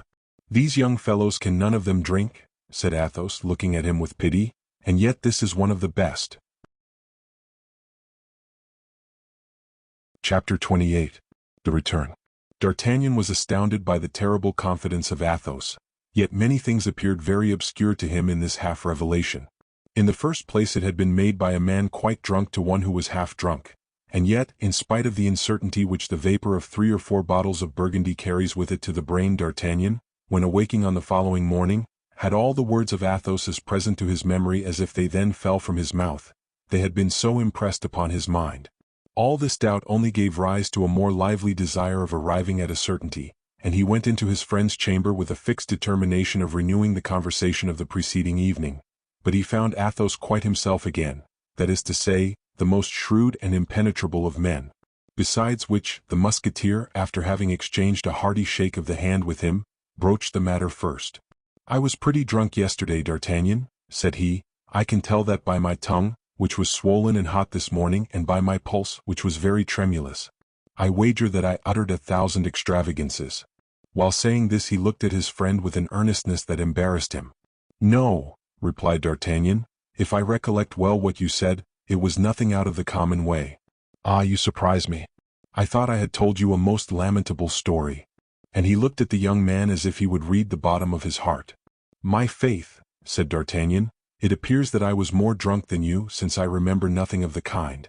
Athos did not trust this reply, and he resumed, "You cannot have failed to remark, my dear friend, that everyone has his particular kind of drunkenness, sad or gay. My drunkenness is always sad, and when I am thoroughly drunk my mania is to relate all the lugubrious stories which my foolish nurse inculcated into my brain. That is my failing, a capital failing, I admit, but with that exception I am a good drinker." Athos spoke this in so natural a manner that D'Artagnan was shaken in his conviction. "It is that, then," replied the young man, anxious to find out the truth. "It is that, then, I remember as we remember a dream. We were speaking of hanging." "Ah, you see how it is," said Athos, becoming still paler, but yet attempting to laugh. "I was sure it was so. The hanging of people is my nightmare." Yes," replied D'Artagnan. "I remember now. Yes, it was about— stop a minute. Yes, it was about a woman." "That's it," replied Athos, becoming almost livid. "That is my grand story of the fair lady, and when I relate that, I must be very drunk." "Yes, that was it," said D'Artagnan, "the story of a tall, fair lady with blue eyes." "Yes, who was hanged." "By her husband, who was a nobleman of your acquaintance." continued D'Artagnan, looking intently at Athos. "Well, you see how a man may compromise himself when he does not know what he says," replied Athos, shrugging his shoulders as if he thought himself an object of pity. "I certainly never will get drunk again, D'Artagnan. It is too bad a habit." D'Artagnan remained silent, and then changing the conversation all at once, Athos said, "By the by, I thank you for the horse you have brought me." "Is it to your mind?" asked D'Artagnan. "Yes, but it is not a horse for hard work." "You are mistaken. I rode him nearly 10 leagues in less than an hour and a half, and he appeared no more distressed than if he had only made the tour of the place St. Sulpice." "Ah, you begin to awaken my regret." "Regret?" "Yes, I have parted with him." "How?" "Why, here is the simple fact. This morning I awoke at 6 o'clock. You were still fast asleep, and I did not know what to do with myself. I was still stupid from our yesterday's debauch. As I came into the public room, I saw one of our Englishmen bargaining with a dealer for a horse, his own having died yesterday from bleeding. I drew near, and found he was bidding 100 pistoles for a chestnut nag. "Pardieu," said I, "my good gentleman, I have a horse to sell too. Aye, and a very fine one. I saw him yesterday. Your friend's lackey was leading him. Do you think he is worth 100 pistoles?" "Yes." "Will you sell him to me for that sum?" "No, but I will play for him." "What?" "At dice." No sooner said than done, and I lost the horse. "Ah, but please to observe I won back the equipage," cried Athos. D'Artagnan looked much disconcerted. "This vexes you?" said Athos. "Well, I must confess it does," replied D'Artagnan. "That horse was to have identified us in the day of battle. It was a pledge, a remembrance. Athos, you have done wrong." "But, my dear friend, put yourself in my place," replied the Musketeer. "I was hipped to death, and still further, upon my honor, I don't like English horses. If it is only to be recognized, why the saddle will suffice for that. It is quite remarkable enough. As to the horse, we can easily find some excuse for its disappearance. Why the devil? A horse is mortal. Suppose mine had had the glanders or the farcy?" D'Artagnan did not smile. "It vexes me greatly," continued Athos, "that you attach so much importance to these animals, for I am not yet at the end of my story. What else have you done? After having lost my own horse 9 against 10, see how near, I formed an idea of staking yours." "Yes, but you stopped at the idea, I hope?" "No, for I put it in execution that very minute." "And the consequence?" said D'Artagnan in great anxiety. "I threw and I lost." "What, my horse?" "Your horse 7 against 8, a point short, you know the proverb." "Athos, you are not in your right senses, I swear." "My dear lad, that was yesterday when I was telling you silly stories. It was proper to tell me that, and not this morning.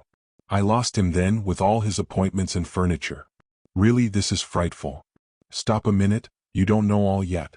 I should make an excellent gambler if I were not too hot-headed, but I was hot-headed, just as if I had been drinking." "Well, I was not hot-headed then." "Well, but what else could you play for? You had nothing left." "Oh yes, my friend, there was still that diamond left which sparkles on your finger, and which I had observed yesterday." "This diamond," said D'Artagnan, placing his hand eagerly on his ring. "And as I am a connoisseur in such things, having had a few of my own once, I estimated it at 1,000 pistoles." "I hope," said D'Artagnan, half dead with fright, "you made no mention of my diamond?" "On the contrary, my dear friend, this diamond became our only resource. With it I might regain our horses and their harnesses, and even money to pay our expenses on the road." "Athos, you make me tremble," cried D'Artagnan. "I mentioned your diamond then to my adversary, who had likewise remarked it." "What the devil, my dear, do you think you can wear a star from heaven on your finger, and nobody observe it?" "Impossible." Go on, my dear fellow," said D'Artagnan, "for upon my honor, you will kill me with your indifference." "We divided then this diamond into 10 parts of 100 pistoles each." "You are laughing at me and want to try me," said D'Artagnan, whom anger began to take by the hair, as Minerva takes Achilles in the Iliad. "No, I do not jest, mordieu. I should like to have seen you in my place. I had been 15 days without seeing a human face, and had been left to brutalize myself in the company of bottles." "That was no reason for staking my diamond," replied D'Artagnan, closing his hand with a nervous spasm. "Hear the end. 10 parts of 100 pistoles each in 10 throws without revenge. In 13 throws I had lost all, in 13 throws. The number 13 was always fatal to me. It was on the 13th of July that—" "Ventre bleu!" cried D'Artagnan, rising from the table. the story of the present day making him forget that of the preceding one. "Patience," said Athos. "I had a plan." The Englishman was an original. I had seen him conversing that morning with Grimaud, and Grimaud had told me that he had made him proposals to enter into his service. I staked Grimaud, the silent Grimaud, divided into 10 portions. "Well, what next?" said D'Artagnan, laughing in spite of himself. "Grimaud himself, understand, and with the 10 parts of Grimaud, which are not worth a ducatoon, I regained the diamond. Tell me now if persistence is not a virtue?" "My faith! But this is droll," cried D'Artagnan, consoled and holding his sides with laughter. "You may guess, finding the luck turned, that I again staked the diamond." "The devil!" said D'Artagnan, becoming angry again. "I won back your harness, then your horse, then my harness, then my horse, and then I lost again. In brief, I regained your harness and then mine. That's where we are. That was a superb throw, so I left off there." D'Artagnan breathed as if the whole hostelry had been removed from his breast. "Then the diamond is safe?" said he timidly. "Intact, my dear friend, besides the harness of your Bucephalus and mine. But what is the use of harnesses without horses? I have an idea about them. Athos, you make me shudder. Listen to me. You have not played for a long time, D'Artagnan? And I have no inclination to play. Swear to nothing. You have not played for a long time, I said. You ought then to have a good hand. Well, what then?" "Well, the Englishman and his companion are still here. I remarked that he regretted the horse furniture very much. You appear to think much of your horse. In your place I would stake the furniture against the horse. But he will not wish for only one harness. Stake both, pardieu. I am not selfish as you are." "You would do so?" said D'Artagnan, undecided, so strongly did the confidence of Athos begin to prevail in spite of himself. "On my honor, in one single throw. But having lost the horses, I am particularly anxious to preserve the harnesses." "Stake your diamond then." "That's another matter. Never, never." "The devil!" said Athos. "I would propose to you to stake Planchet, but as that has already been done, the Englishman would not, perhaps, be willing." "Decidedly, my dear Athos," said D'Artagnan, "I should like better not to risk anything." "That's a pity," said Athos coolly. "The Englishman is overflowing with pistoles. Good Lord, try one throw. One throw is soon made. And if I lose? You will win. But if I lose? Well, you will surrender the harnesses." "Have with you for one throw," said D'Artagnan. Athos went in quest of the Englishman, whom he found in the stable, examining the harnesses with a greedy eye. The opportunity was good. He proposed the conditions: the 2 harnesses either against 1 horse or 100 pistoles. The Englishman calculated fast. The 2 harnesses were worth 300 pistoles. He consented. D'Artagnan threw the dice with a trembling hand and turned up the number 3. His paleness terrified Athos, who, however, consented himself with saying, "That's a sad throw, comrade. You will have the horses fully equipped, monsieur." The Englishman, quite triumphant, did not even give himself the trouble to shake the dice. He threw them on the table without looking at them, so sure was he of victory. D'Artagnan turned aside to conceal his ill humor. "Hold, hold, hold," said Athos with his quiet tone. "That throw of the dice is extraordinary. I have not seen such a one 4 times in my life. 2 aces." The Englishman looked and was seized with astonishment. D'Artagnan looked and was seized with pleasure. "Yes," continued Athos, "for times only, once at the house of Monsieur Créquy, another time at my own house in the country in my châteauette, when I had a château, a 3rd time at Monsieur de Treville's where it surprised us all, and the 4th time at a cabaret where it fell to my lot, and where I lost 100 louis and a supper on it." "Then Monsieur takes his horse back again?" said the Englishman. "Certainly," said D'Artagnan. "Then there is no revenge?" "Our condition said, no revenge, you will please to recollect." "That is true. The horse shall be restored to your lackey, monsieur." "A moment," said Athos. "With your permission, monsieur, I wish to speak a word with my friend." "Say on." Athos drew D'Artagnan aside. "Well, tempter, what more do you want with me?" said D'Artagnan. "You want me to throw again, do you not?" "No, I would wish you to reflect." "On what?" "You mean to take your horse?" "Without doubt." "You are wrong then. I would take the 100 pistoles. You know you have staked the harnesses against the horse or 100 pistoles at your choice." "Yes." "Well then, I repeat, you are wrong. What is the use of 1 horse for us 2? I could not ride behind. We should look like the 2 sons of Ammon who had lost their brother. You cannot think of humiliating me by prancing along by my side on that magnificent charger. For my part, I should not hesitate a moment. I should take the 100 pistoles. We want money for our return to Paris. I am much attached to that horse, Athos. And there again you are wrong. A horse slips and injures a joint. A horse stumbles and breaks his knees to the bone. A horse eats out of a manger in which a glandered horse has eaten. There is a horse, while on the contrary the 100 pistoles feed their master. But how shall we get back? Upon our lackeys' horses, pardieu. Anybody may see by our bearing that we are people of condition. Pretty figures we shall cut on ponies while Aramis and Porthos caracole on their steeds. Aramis, Porthos, cried Athos and laughed aloud. What is it? Asked D'Artagnan, who did not at all comprehend the hilarity of his friend. Nothing, nothing. Go on. Your advice, then? To take the 100 pistoles, D'Artagnan. With the 100 pistoles we can live well to the end of the month. We have undergone a great deal of fatigue, remember, and a little rest will do no harm. I rest? Oh no, Athos. Once in Paris, I shall prosecute my search for that unfortunate woman. Well, you may be assured that your horse will not be half so serviceable to you for that purpose as good golden Louis. Take the 100 pistoles, my friend, take the 100 pistoles. D'Artagnan only required one reason to be satisfied. This last reason appeared convincing. Besides, he feared that by resisting longer he should appear selfish in the eyes of Athos. He acquiesced, therefore, and chose the 100 pistoles, which the Englishman paid down on the spot. They then determined to depart. Peace with the landlord, in addition to Athos's old horse, cost 6 pistoles. D'Artagnan and Athos took the nags of Planchet and Grimaud, and the 2 lackeys started on foot, carrying the saddles on their heads. However ill our 2 friends were mounted, they were soon far in advance of their servants, and arrived at Crèvecoeur. From a distance they perceived Aramis, seated in a melancholy manner at his window, looking out, like Sister Anne, at the dust in the horizon. Hola, Aramis! What the devil are you doing there? Cried the 2 friends. Ah, is that you, D'Artagnan, and you, Athos? Said the young man. I was reflecting upon the rapidity with which the blessings of this world leave us. My English horse, which has just disappeared amid a cloud of dust, has furnished me with a living image of the fragility of the things of the earth.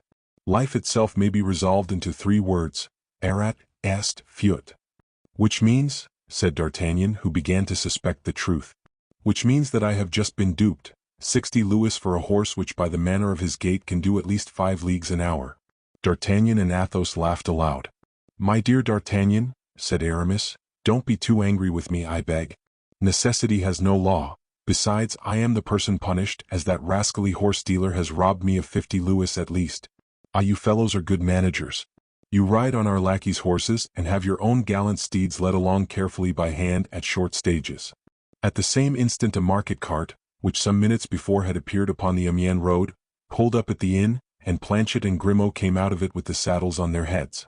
The cart was returning empty to Paris, and the 2 lackeys had agreed for their transport, to slake the wagoner's thirst along the route. What is this? Said Aramis on seeing them arrive. Nothing but saddles? Now do you understand? Said Athos. My friends, that's exactly like me. I retain my harness by instinct. Hola, Bazin. Bring my new saddle and carry it along with those of these gentlemen. And what have you done with your ecclesiastics? Asked D'Artagnan. My dear fellow, I invited them to a dinner the next day, replied Aramis. They have some capital wine here, please to observe that in passing. I did my best to make them drunk. Then the curate forbade me to quit my uniform, and the Jesuit entreated me to get him made a musketeer. Without a thesis? Cried D'Artagnan. Without a thesis? I demand the suppression of the thesis. Since then, continued Aramis, I have lived very agreeably. I have begun a poem in verses of 1 syllable. That is rather difficult, but the merit in all things consists in the difficulty. The matter is gallant. I will read you the first canto. It has 400 lines and lasts a minute. My faith, my dear Aramis, said D'Artagnan, who detested verses almost as much as he did Latin, add to the merit of the difficulty that of the brevity, and you are sure that your poem will at least have 2 merits. You will see, continued Aramis, that it breathes irreproachable passion. And so, my friends, we return to Paris? Bravo. I am ready. We are going to rejoin that good fellow Porthos. So much the better. You can't think how I have missed him, the great simpleton. To see him so self-satisfied reconciles me with myself. He would not sell his horse, not for a kingdom. I think I can see him now, mounted upon his superb animal and seated in his handsome saddle. I am sure he will look like the great mogul." They made a halt for an hour to refresh their horses. Aramis discharged his bill, placed Bazin in the cart with his comrades, and they set forward to join Porthos. They found him up, less pale than when D'Artagnan left him after his first visit, and seated at a table on which, though he was alone, was spread enough for 4 persons. This dinner consisted of meats nicely dressed, choice wines, and superb fruit. "Ah, pardieu," said he, rising, "you come in the nick of time, gentlemen. I was just beginning the soup, and you will dine with me." "Oh," said D'Artagnan, "Mousqueton has not caught these bottles with his lasso. Besides, here is a piquant fricandeau and a fillet of beef." "I am recruiting myself," said Porthos. "I am recruiting myself. Nothing weakens a man more than these devilish strains. Did you ever suffer from a strain, Athos?" "Never. Though I remember, in our affair of the Rue Ferou, I received a sword wound which at the end of 15 or 18 days produced the same effect." "But this dinner was not intended for you alone, Porthos?" said Aramis. "No," said Porthos. "I expected some gentlemen of the neighborhood who have just sent me word they could not come. You will take their places and I shall not lose by the exchange. Hola, Mousqueton, seats and order double the bottles." "Do you know what we are eating here?" said Athos at the end of 10 minutes. "Pardieu," replied D'Artagnan. "For my part, I am eating veal garnished with shrimps and vegetables." "And I some lamb chops," said Porthos. "And I a plain chicken," said Aramis. "You are all mistaken, gentlemen," answered Athos gravely. "You are eating horse." "Eating what?" said D'Artagnan. "Horse," said Aramis with a grimace of disgust. Porthos alone made no reply. "Yes, horse. Are we not eating a horse, Porthos? And perhaps his saddle therewith?" "No, gentlemen, I have kept the harness," said Porthos. "My faith," said Aramis, "we are all alike. One would think we had tipped the wink." "What could I do?" said Porthos. "This horse made my visitors ashamed of theirs, and I don't like to humiliate people." "Then your duchess is still at the waters?" asked D'Artagnan. "Still," replied Porthos. "And, my faith, the governor of the province, one of the gentlemen I expected today, seemed to have such a wish for him, that I gave him to him." "Gave him?" cried D'Artagnan. "My God, yes, gave, that is the word," said Porthos, "for the animal was worth at least 150 louis, and the stingy fellow would only give me 80. "Without the saddle?" said Aramis. "Yes, without the saddle." "You will observe, gentlemen," said Athos, "that Porthos has made the best bargain of any of us." And then commenced a roar of laughter in which they all joined, to the astonishment of poor Porthos. But when he was informed of the cause of their hilarity, he shared it vociferously according to his custom. "There is one comfort, we are all in cash," said D'Artagnan. "Well, for my part," said Athos, "I found Aramis's Spanish wine so good that I sent on a hamper of 60 bottles of it in the wagon with the lackeys. That has weakened my purse." "And I," said Aramis, "imagined that I had given almost my last sou to the church of Montdidier and the Jesuits of Amiens, with whom I had made engagements which I ought to have kept. I have ordered masses for myself, and for you, gentlemen, which will be said, gentlemen, for which I have not the least doubt you will be marvelously benefited." "And I," said Porthos, "do you think my strain cost me nothing? Without reckoning Mousqueton's wound, for which I had to have the surgeon twice a day, and who charged me double on account of that foolish Mousqueton having allowed himself a ball in a part which people generally only show to an apothecary, so I advised him to try never to get wounded there any more." "Aye," said Athos, exchanging a smile with D'Artagnan and Aramis, "it is very clear you acted nobly with regard to the poor lad, that is like a good master." "In short," said Porthos, "when all my expenses are paid I shall have at most 30 crowns left." "And I about 10 pistoles," said Aramis. "Well, then it appears that we are the Croesuses of the society. How much have you left of your 100 pistoles, D'Artagnan?" "Of my 100 pistoles? Why, in the first place I gave you 50. "You think so?" "Pardieu. Ah, that is true. I recollect. Then I paid the host 6. "What a brute of a host! Why did you give him 6 pistoles?" "You told me to give them to him." "It is true, I am too good-natured. In brief, how much remains?" 25 pistoles, said D'Artagnan. "And I," said Athos, taking some small change from his pocket. "I." "You?" "Nothing. My faith. So little that it is not worth reckoning with the general stock. Now, then, let us calculate how much we posses in all." "Porthos. 30 crowns. Aramis. 10 pistoles. And you, D'Artagnan? 25. "That makes in all," said Athos. 475 livres, said D'Artagnan, who reckoned like Archimedes. "On our arrival in Paris, we shall still have 400 besides the harnesses," said Porthos. "But our troop horses?" said Aramis. "Well, of the 4 horses of our lackeys we will make 2 for the masters, for which we will draw lots. With the 400 livres we will make the half of one for one of the unmounted, and then we will give the turnings out of our pockets to D'Artagnan, who has a steady hand, and will go and play in the first gaming house we come to. There." "Let us dine then," said Porthos. "It is getting cold."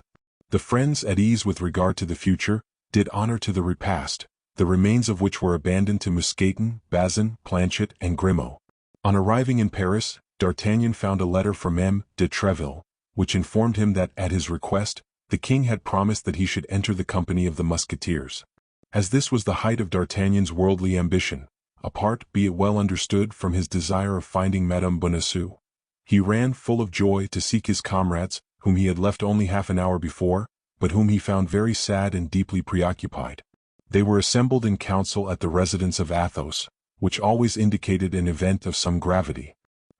De Treville had intimated to them His Majesty's fixed intention to open the campaign on the 1st of May, and they must immediately prepare their outfits.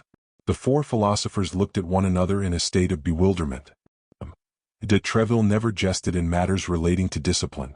"And what do you reckon your outfit will cost?" said D'Artagnan. "Oh, we can scarcely say. We have made our calculations with Spartan economy, and we each require 1,500 livres. 4 times 15 makes 6,000 livres, said Athos. "It seems to me," said D'Artagnan, "with 1,000 livres each, I do not speak as a Spartan but as a procurator." This word procurator roused Porthos. "Stop," said he, "I have an idea." "Well, that's something, for I have not the shadow of one," said Athos coolly, "but as to D'Artagnan, gentlemen, the idea of belonging to ours has driven him out of his senses. 1,000 livres. For my part, I declare I want 2,000. 4 times 2 makes 8, then, said Aramis. "It is 8,000 that we want to complete our outfits, toward which, it is true, we have already the saddles." "Besides," said Athos, waiting till D'Artagnan, who went to thank Monsieur de Treville, had shut the door, "besides, there is that beautiful ring which beams from the finger of our friend." "What the devil? D'Artagnan is too good a comrade to leave his brothers in embarrassment while he wears the ransom of a king on his finger." Chapter 29. Hunting for the equipments. The most preoccupied of the 4 friends was certainly D'Artagnan, although he, in his quality of guardsman, would be much more easily equipped than Messrs the Musketeers, who were all of high rank. But our Gascon cadet was, as may have been observed, of a provident and almost avaricious character, and with that, explain the contradiction, so vain as almost to rival Porthos. To this preoccupation of his vanity, D'Artagnan at this moment joined an uneasiness much less selfish. Notwithstanding all his inquiries respecting Madame Bonacieux, he could obtain no intelligence of her. De Treville had spoken of her to the queen. The queen was ignorant where the mercer's young wife was, but had promised to have her sought for, but this promise was very vague and did not at all reassure D'Artagnan. Athos did not leave his chamber. He made up his mind not to take a single step to equip himself. "We have still 15 days before us," said he to his friends. "Well, if at the end of a fortnight I have found nothing, or rather if nothing has come to find me, as I, too good a Catholic to kill myself with a pistol bullet, I will seek a good quarrel with 4 of his Eminence's guards or with 8 Englishmen, and I will fight until one of them has killed me, which, considering the number, cannot fail to happen. It will then be said of me that I died for the king, so that I shall have performed my duty without the expense of an outfit." Porthos continued to walk about with his hands behind him, tossing his head and repeating, "I shall follow up on my idea." Aramis, anxious and negligently dressed, said nothing. It may be seen by these disastrous details that desolation reigned in the community. The lackeys on their part, like the coursers of Hippolytus, shared the sadness of their masters. Mousqueton collected a store of crusts. Bazin, who had always been inclined to devotion, never quit the churches. Planchet watched the flight of flies, and Grimaud, whom the general distress could not induce to break the silence imposed by his master, heaved sighs enough to soften the stones. The 3 friends, for as we have said Athos had sworn not to stir a foot to equip himself, went out early in the morning and returned late at night. They wandered about the streets, looking at the pavement as if to see whether the passengers had not left a purse behind them. They might have been supposed to be following tracks, so observant were they wherever they went. When they met they looked desolately at one another as much as to say, "Have you found anything?" However, as Porthos had first found an idea, and had thought of it earnestly afterward, he was the first to act. He was a man of execution, this worthy Porthos. D'Artagnan perceived him one day walking toward the church of St. Loup, and followed him instinctively. He entered, after having twisted his mustache and elongated his imperial, which always announced on his part the most triumphant resolutions. As D'Artagnan took some precautions to conceal himself, Porthos believed he had not been seen. D'Artagnan entered behind him. Porthos went and leaned against the side of a pillar. D'Artagnan, still unperceived, supported himself against the other side. There happened to be a sermon which made the church very full of people. Porthos took advantage of this circumstance to ogle the women. Thanks to the cares of Mousqueton, the exterior was far from announcing the distress of the interior. His hat was a little napless, his feather was a little faded, his gold lace was a little tarnished, his laces were a trifle frayed, but in the obscurity of the church these things were not seen, and Porthos was still the handsome Porthos. D'Artagnan observed, on the bench nearest to the pillar against which Porthos leaned, a sort of ripe beauty, rather yellow and rather dry, but erect and haughty under her black hood. The eyes of Porthos were furtively cast upon this lady, and then roved about at large over the nave. On her side the lady, who from time to time blushed, darted with the rapidity of lightning a glance toward the inconstant Porthos, and then immediately the eyes of Porthos wandered anxiously. It was plain that this mode of proceeding piqued the lady in the black hood, for she bit her lips till they bled, scratched the end of her nose, and could not sit still in her seat. Porthos, seeing this, retwisted his mustache, elongated his imperial a second time, and began to make signals to a beautiful lady who was near the choir, and who not only was a beautiful lady, but still further, no doubt, a great lady, for she had behind her a Negro boy who had brought the cushion on which she knelt, and a female servant who held the emblazoned bag in which was placed the book from which she read the Mass. The lady with the black hood followed through all their wanderings the looks of Porthos, and perceived that they rested upon the lady with the velvet cushion, the little Negro, and the maidservant. During this time Porthos played close. It was almost imperceptible motions of his eyes, fingers placed upon the lips, little assassinating smiles, which really did assassinate the disdained beauty. Then she cried, "Ahem!" under cover of the mea culpa, striking her breast so vigorously that everybody, even the lady with the red cushion, turned round toward her. Porthos paid no attention. Nevertheless he understood it all, but was deaf. The lady with the red cushion produced a great effect, for she was very handsome, upon the lady with the black hood, who saw in her a rival really to be dreaded. A great effect upon Porthos, who thought her much prettier than the lady with the black hood. A great effect upon D'Artagnan, who recognized in her the lady of Meung, of Calais, and of Dover, whom his persecutor, the man with the scar, had saluted by the name of Milady. D'Artagnan, without losing sight of the lady of the red cushion, continued to watch the proceedings of Porthos, which amused him greatly. He guessed that the lady of the black hood was the procurator's wife of the Rue aux, which was the more probable from the church of St. Loup being not far from that locality. He guessed, likewise by induction, that Porthos was taking his revenge for the defeat of Chantilly, when the procurator's wife had proved so refractory with respect to her purse. Amid all this, D'Artagnan remarked also that not one countenance responded to the gallantries of Porthos. There were only chimeras and illusions, but for real love, for true jealousy, is there any reality except illusions and chimeras? The sermon over, the procurator's wife advanced toward the holy font. Porthos went before her, and instead of a finger, dipped his whole hand in. The procurator's wife smiled, thinking that it was for her Porthos had put himself to this trouble, but she was cruelly and promptly undeceived. When she was only about 3 steps from him, he turned his head round, fixing his eyes steadfastly upon the lady with the red cushion, who had risen and was approaching, followed by her black boy and her woman. When the lady of the red cushion came close to Porthos, Porthos drew his dripping hand from the font. The fair worshipper touched the great hand of Porthos with her delicate fingers, smiled, made the sign of the cross and left the church. This was too much for the procurator's wife. She doubted not there was an intrigue between this lady and Porthos. If she had been a great lady she would have fainted, but as she was only a procurator's wife she contented herself saying to the musketeer with concentrated fury, "And Monsieur Porthos, you don't offer me any holy water?" Porthos, at the sound of that voice, started like a man awakened from a sleep of 100 years. "Madame," cried he, "is that you? How is your husband, our dear Monsieur Coquenard?" Is he still as stingy as ever? Where can my eyes have been not to have seen you during the 2 hours of the sermon? I was within 2 paces of you, monsieur, replied the procurator's wife, but you did not perceive me because you had no eyes but for the pretty lady to whom you just now gave the holy water. Porthos pretended to be confused. Ah, said he, you have remarked? I must have been blind not to have seen. Yes, said Porthos, that is a duchess of my acquaintance whom I have great trouble to meet on account of the jealousy of her husband, and who sent me word that she should come today to this poor church, buried in this vile quarter, solely for the sake of seeing me. Monsieur Porthos, said the procurator's wife, will you have the kindness to offer me your arm for 5 minutes? I have something to say to you. Certainly, madame, said Porthos, winking to himself as a gambler does who laughs at the dupe he is about to pluck. At that moment D'Artagnan passed in pursuit of Milady. He cast a passing glance at Porthos and beheld this triumphant look.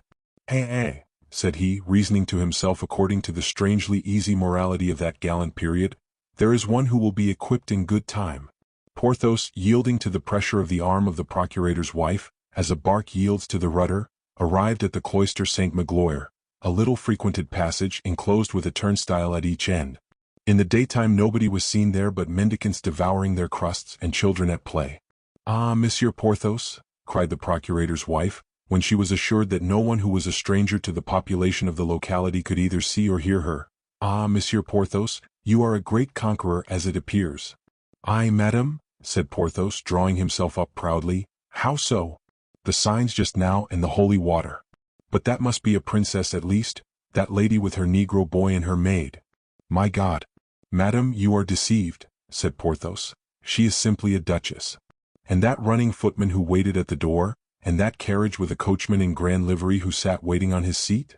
Porthos had seen neither the footman nor the carriage, but with the eye of a jealous woman, Madame Coquenard had seen everything. Porthos regretted that he had not at once made the lady of the red cushion a princess.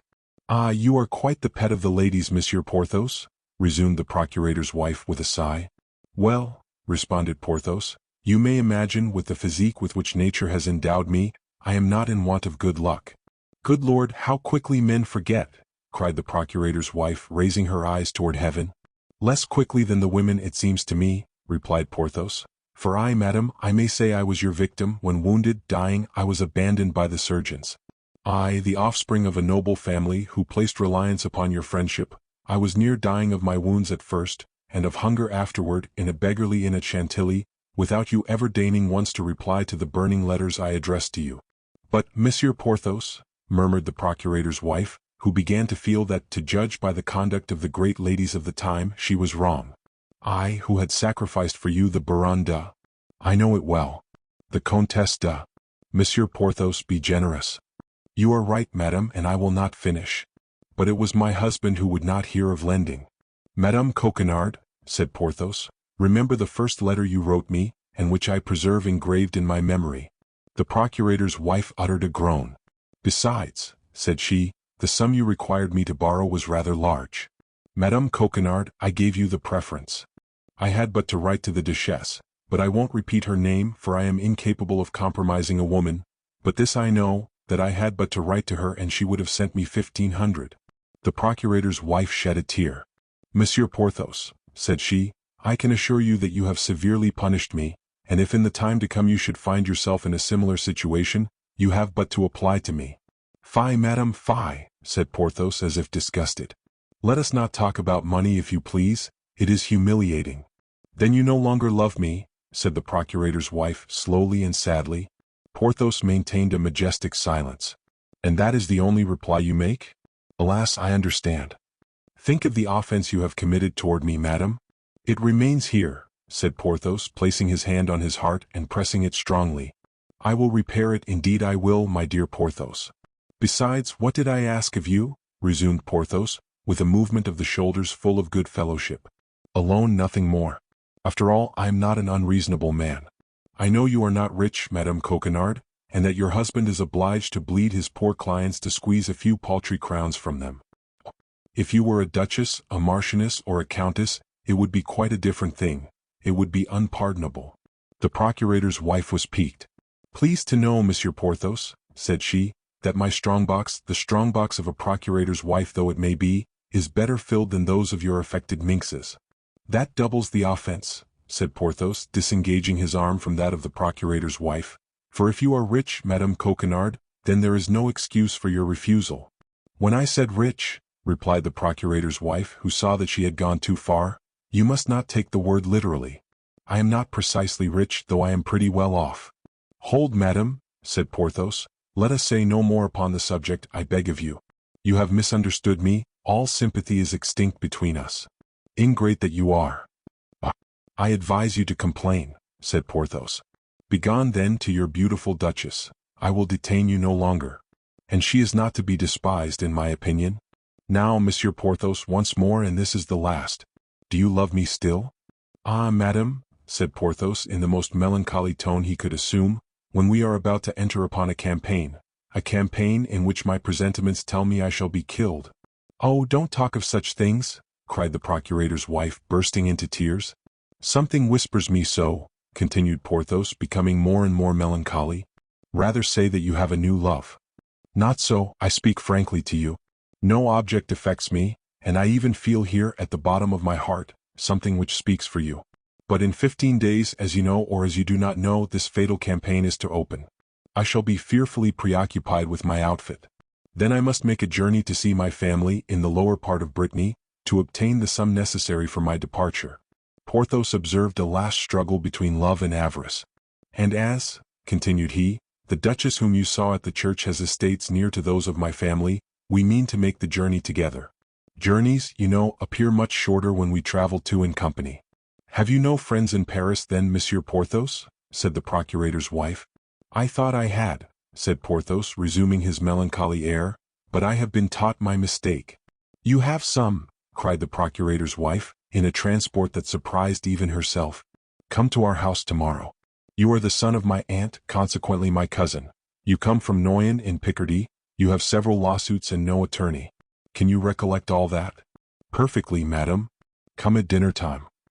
"Very well. And be upon your guard before my husband, who is rather shrewd, notwithstanding his 76 years. 76 years. Best. That's a fine age," replied Porthos. "A great age, you mean, Monsieur Porthos." "Yes, the poor man may be expected to leave me a widow any hour," continued she, throwing a significant glance at Porthos. "Fortunately, by our marriage contract, the survivor takes everything." "All?" "Yes, all." "You are a woman of precaution, I see, my dear Madame Coquenard," said Porthos, squeezing the hand of the procurator's wife tenderly. "We are then reconciled, dear Monsieur Porthos?" said she, simpering. "For life," replied Porthos in the same manner. "Till we meet again then, dear traitor. Till we meet again, my forgetful charmer. Tomorrow, my angel. Tomorrow, flame of my life." Chapter 30. D'Artagnan and the Englishman. D'Artagnan followed Milady without being perceived by her. He saw her get into her carriage, and heard her order the coachman to drive to Saint-Germain. It was useless to try to keep pace on foot with a carriage drawn by two powerful horses. D'Artagnan therefore returned to the Rue Férou. In the Rue de Seine he met Planchet, who had stopped before the house of a pastry cook, and was contemplating with ecstasy a cake of the most appetizing appearance. He ordered him to go and saddle 2 horses in M. de Treville's stables, one for himself, D'Artagnan, and one for Planchet, and bring them to Athos's place. Once for all, Treville had placed his stable at D'Artagnan's service. Planchet proceeded toward the Rue du Colombier, and D'Artagnan toward the Rue Férou. Athos was at home, emptying sadly a bottle of the famous Spanish wine he had brought back with him from his journey into Picardy. He made a sign for Grimaud to bring a glass for D'Artagnan, and Grimaud obeyed as usual. D'Artagnan related to Athos all that had passed at the church between Porthos and the procurator's wife, and how their comrade was probably by that time in a fair way to be equipped. "As for me," replied Athos to this recital, "I am quite at my ease. It will not be women that will defray the expense of my outfit. Handsome, well-bred, noble lord as you are, my dear Athos, neither princesses nor queens would be secure from your amorous solicitations." "How young this D'Artagnan is," said Athos, shrugging his shoulders, and he made a sign to Grimaud to bring another bottle. At that moment Planchet put his head modestly in at the half-open door, and told his master that the horses were ready. "What horses?" asked Athos. "2 horses that Monsieur de Treville lends me at my pleasure, and with which I am now going to take a ride to Saint-Germain." "Well, and what are you going to do at Saint-Germain?" then demanded Athos. Then D'Artagnan described the meeting which he had at the church, and how he had found that lady who, with the seigneur in the black cloak and with the scar near his temple, filled his mind constantly. "That is to say, you are in love with this lady as you were with Madame Bonacieux," said Athos, shrugging his shoulders contemptuously, as if he pitied human weakness. "I? Not at all," said D'Artagnan. "I am only curious to unravel the mystery to which she is attached. I do not know why, but I imagine that this woman, wholly unknown to me as she is, and wholly unknown to her as I am, has an influence over my life." "Well, perhaps you are right," said Athos. "I do not know a woman that is worth the trouble of being sought for when she is once lost. Madame Bonacieux is lost, so much the worse for her if she is found." "No, Athos, no, you are mistaken," said D'Artagnan. "I love my poor Constance more than ever, and if I knew the place in which she is, were it at the end of the world, I would go to free her from the hands of her enemies, but I am ignorant. All my researches have been useless. What is to be said? I must divert my attention." "Amuse yourself with Milady, my dear D'Artagnan. I wish you may with all my heart, if that will amuse you." "Hear me, Athos," said D'Artagnan. "Instead of shutting yourself up here as if you were under arrest, get on horseback and come and take a ride with me to Saint-Germain." "My dear fellow," said Athos, "I ride horses when I have any, when I have none I go afoot." "Well," said D'Artagnan, smiling at the misanthropy of Athos, which from any other person would have offended him, "I ride what I can get. I am not so proud as you. So au revoir, dear Athos." "Au revoir," said the Musketeer, making a sign to Grimaud to uncork the bottle he had just brought. D'Artagnan and Planchet mounted, and took the road to Saint-Germain. All along the road what Athos had said respecting Madame Bonacieux recurred to the mind of the young man. Although D'Artagnan was not of a very sentimental character, the mercer's pretty wife had made a real impression upon his heart. As he said, he was ready to go to the end of the world to seek her, but the world, being round, has many ends, so that he did not know which way to turn. Meantime he was going to try to find out Milady. Milady had spoken to the man in the black cloak, therefore she knew him. Now, in the opinion of D'Artagnan, it was certainly the man in the black cloak who had carried off Madame Bonacieux the second time, as he had carried her off the first. D'Artagnan then only half lied, which is lying but little, when he said that by going in search of Milady he at the same time went in search of Constance. Thinking of all this, and from time to time giving a touch of the spur to his horse, D'Artagnan completed his short journey, and arrived at Saint-Germain. He had just passed by the pavilion in which 10 years later Louis XIV was born. He rode up a very quiet street, looking to the right and the left to see if he could catch any vestige of his beautiful Englishwoman, when from the ground floor of a pretty house, which, according to the fashion of the time, had no window toward the street, he saw a face peep out with which he thought he was acquainted. This person walked along the terrace, which was ornamented with flowers. Planchet recognized him first. "Eh, monsieur," said he, addressing D'Artagnan, "don't you remember that face which is blinking yonder?" "No," said D'Artagnan, "and yet I am certain it is not the first time I have seen that visage." "Parbleu, I believe it is not," said Planchet. "Why, it is poor Lubin, the lackey of the Comte de Wardes, he whom you took such good care of a month ago at Calais, on the road to the governor's country house." "So it is," said D'Artagnan. "I know him now. Do you think he would recollect you?" "My faith, monsieur, he was in such trouble that I doubt if he can have retained a very clear recollection of me." "Well, go and talk with the boy," said D'Artagnan, "and make out if you can from his conversation whether his master is dead." Planchet dismounted and went straight up to Lubin, who did not at all remember him, and the two lackeys began to chat with the best understanding possible, while D'Artagnan turned the two horses into a lane, went round the house, and came back to watch the conference from behind a hedge of filberts. At the end of an instant's observation he heard the noise of a vehicle, and saw Milady's carriage stop opposite to him. He could not be mistaken, Milady was in it. D'Artagnan leaned upon the neck of his horse, in order that he might see without being seen. Milady put her charming blonde head out at the window, and gave her orders to her maid. The latter, a pretty girl of about 20 or 22 years, active and lively, the true soubrette of a great lady, jumped from the step upon which, according to the custom of the time, she was seated, and took her way toward the terrace upon which D'Artagnan had perceived Lubin. D'Artagnan followed the soubrette with his eyes, and saw her go toward the terrace, but it happened that someone in the house called Lubin, so that Planchet remained alone, looking in all directions for the road where D'Artagnan had disappeared. The maid approached Planchet, whom she took for Lubin, and holding out a little billet to him said, "For your master." "For my master?" replied Planchet, astonished. "Yes, and important. Take it quickly." Thereupon she ran toward the carriage, which had turned round toward the way it came, jumped upon the step, and the carriage drove off. Planchet turned and returned the billet. Then, accustomed to passive obedience, he jumped down from the terrace, ran toward the lane, and at the end of 20 paces met D'Artagnan, who, having seen all, was coming to him. "For you, monsieur," said Planchet, presenting the billet to the young man. "For me?" said D'Artagnan. "Are you sure of that?" "Pardieu, monsieur, I can't be more sure." The soubrette said, "For your master. I have no other master but you, so, a pretty little lass, my faith, is that soubrette." D'Artagnan opened the letter and read these words. "A person who takes more interest in you than she is willing to confess wishes to know on what day it will suit you to walk in the forest. Tomorrow, at the Hotel Field of the Cloth of Gold, a lackey in black and red will wait for your reply." "Oh," said D'Artagnan, "this is rather warm. It appears that Milady and I are anxious about the health of the same person. Well, Planchet, how is the good Monsieur de Wardes? He is not dead, then?" "No, monsieur, he is as well as a man can be with 4 sword wounds in his body. For you, without question, inflicted 4 upon the dear gentleman, and he is still very weak, having lost almost all his blood. As I said, monsieur, Lubin did not know me, and told me our adventure from one end to the other. Well done, Planchet. You are the king of lackeys. Now jump onto your horse and let us overtake the carriage." This did not take long. At the end of 5 minutes they perceived the carriage drawn up by the roadside. A cavalier, richly dressed, was close to the door. The conversation between Milady and the cavalier was so animated that D'Artagnan stopped on the other side of the carriage without anyone but the pretty soubrette perceiving his presence. The conversation took place in English, a language which D'Artagnan could not understand, but by the accent the young man plainly saw that the beautiful Englishwoman was in a great rage. She terminated it by an action which left no doubt as to the nature of this conversation.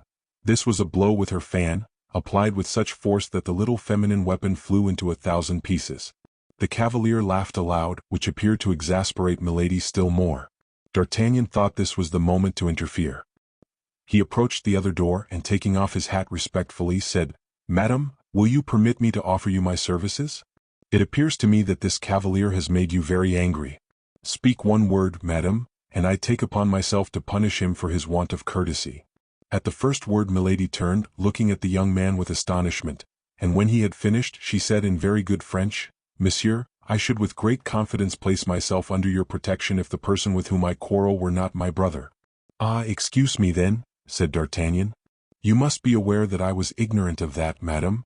"What is that stupid fellow troubling himself about?" cried the cavalier whom Milady had designated as her brother, stooping down to the height of the coach window. "Why does not he go about his business?" "Stupid fellow yourself," said D'Artagnan, stooping in his turn on the neck of his horse, and answering on his side through the carriage window. "I do not go on because it pleases me to stop here." The cavalier addressed some words in English to his sister.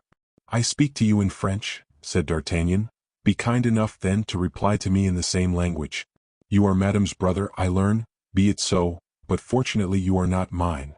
It might be thought that Milady, timid as women are in general, would have interposed in this commencement of mutual provocations in order to prevent the quarrel from going too far. But on the contrary, she threw herself back in her carriage and called out coolly to the coachman, "Go on, home." The pretty soubrette cast an anxious glance at D'Artagnan, whose good looks seemed to have made an impression on her. The carriage went on, and left the 2 men facing each other. No material obstacle separated them. The cavalier made a movement as if to follow the carriage, but D'Artagnan, whose anger, already excited, was much increased by recognizing in him the Englishman of Amiens who had won his horse and had been very near winning his diamond of Athos, caught at his bridle and stopped him. "Well, monsieur," said he, "you appear to be more stupid than I am, for you forget there is a little quarrel to arrange between us two." "Ah," said the Englishman, "is it you, my master? It seems you must always be playing some game or other." "Yes, and that reminds me that I have a revenge to take. We will see, my dear monsieur, if you can handle a sword as skillfully as you can a dice box." "You see plainly that I have no sword," said the Englishman. "Do you wish to play the braggart with an unarmed man?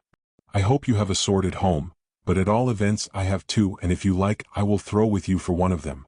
"Needless," said the Englishman, "I am well furnished with such playthings." "Very well, my worthy gentleman," replied D'Artagnan, "pick out the longest and come and show it to me this evening." "Where, if you please?" Behind the Luxembourg. That's a charming spot for such amusements as the one I propose to you. That will do, I will be there. Your hour? 6 o'clock. Apropos, you have probably 1 or 2 friends? I have 3 who would be honored by joining in the sport with me. 3? Marvelous. That falls out oddly. 3 is just my number. Now then, who are you? Asked the Englishman. I am Monsieur d'Artagnan, a Gascon gentleman, serving in the King's Musketeers. And you? I am Lord de Winter, Baron Sheffield. Well then, I am your servant, Monsieur Baron, said D'Artagnan, though you have names rather difficult to recollect. And touching his horse with the spur, he cantered back to Paris. As he was accustomed to do in all cases of any consequence, D'Artagnan went straight to the residence of Athos. He found Athos reclining upon a large sofa, where he was waiting, as he said, for his outfit to come and find him. He related to Athos all that had passed except the letter to M. de Wardes. Athos was delighted to find he was going to fight an Englishman. We might say that was his dream. They immediately sent their lackeys for Porthos and Aramis, and on their arrival made them acquainted with the situation. Porthos drew his sword from the scabbard and made passes at the wall, springing back from time to time, and making contortions like a dancer. Aramis, who was constantly at work at his poem, shut himself up in Athos's closet, and begged not to be disturbed before the moment of drawing swords. Athos, by signs, desired Grimaud to bring another bottle of wine. D'Artagnan employed himself in arranging a little plan, of which we shall hereafter see the execution, and which promised him some agreeable adventure, as might be seen by the smiles which from time to time passed over his countenance, whose thoughtfulness they animated.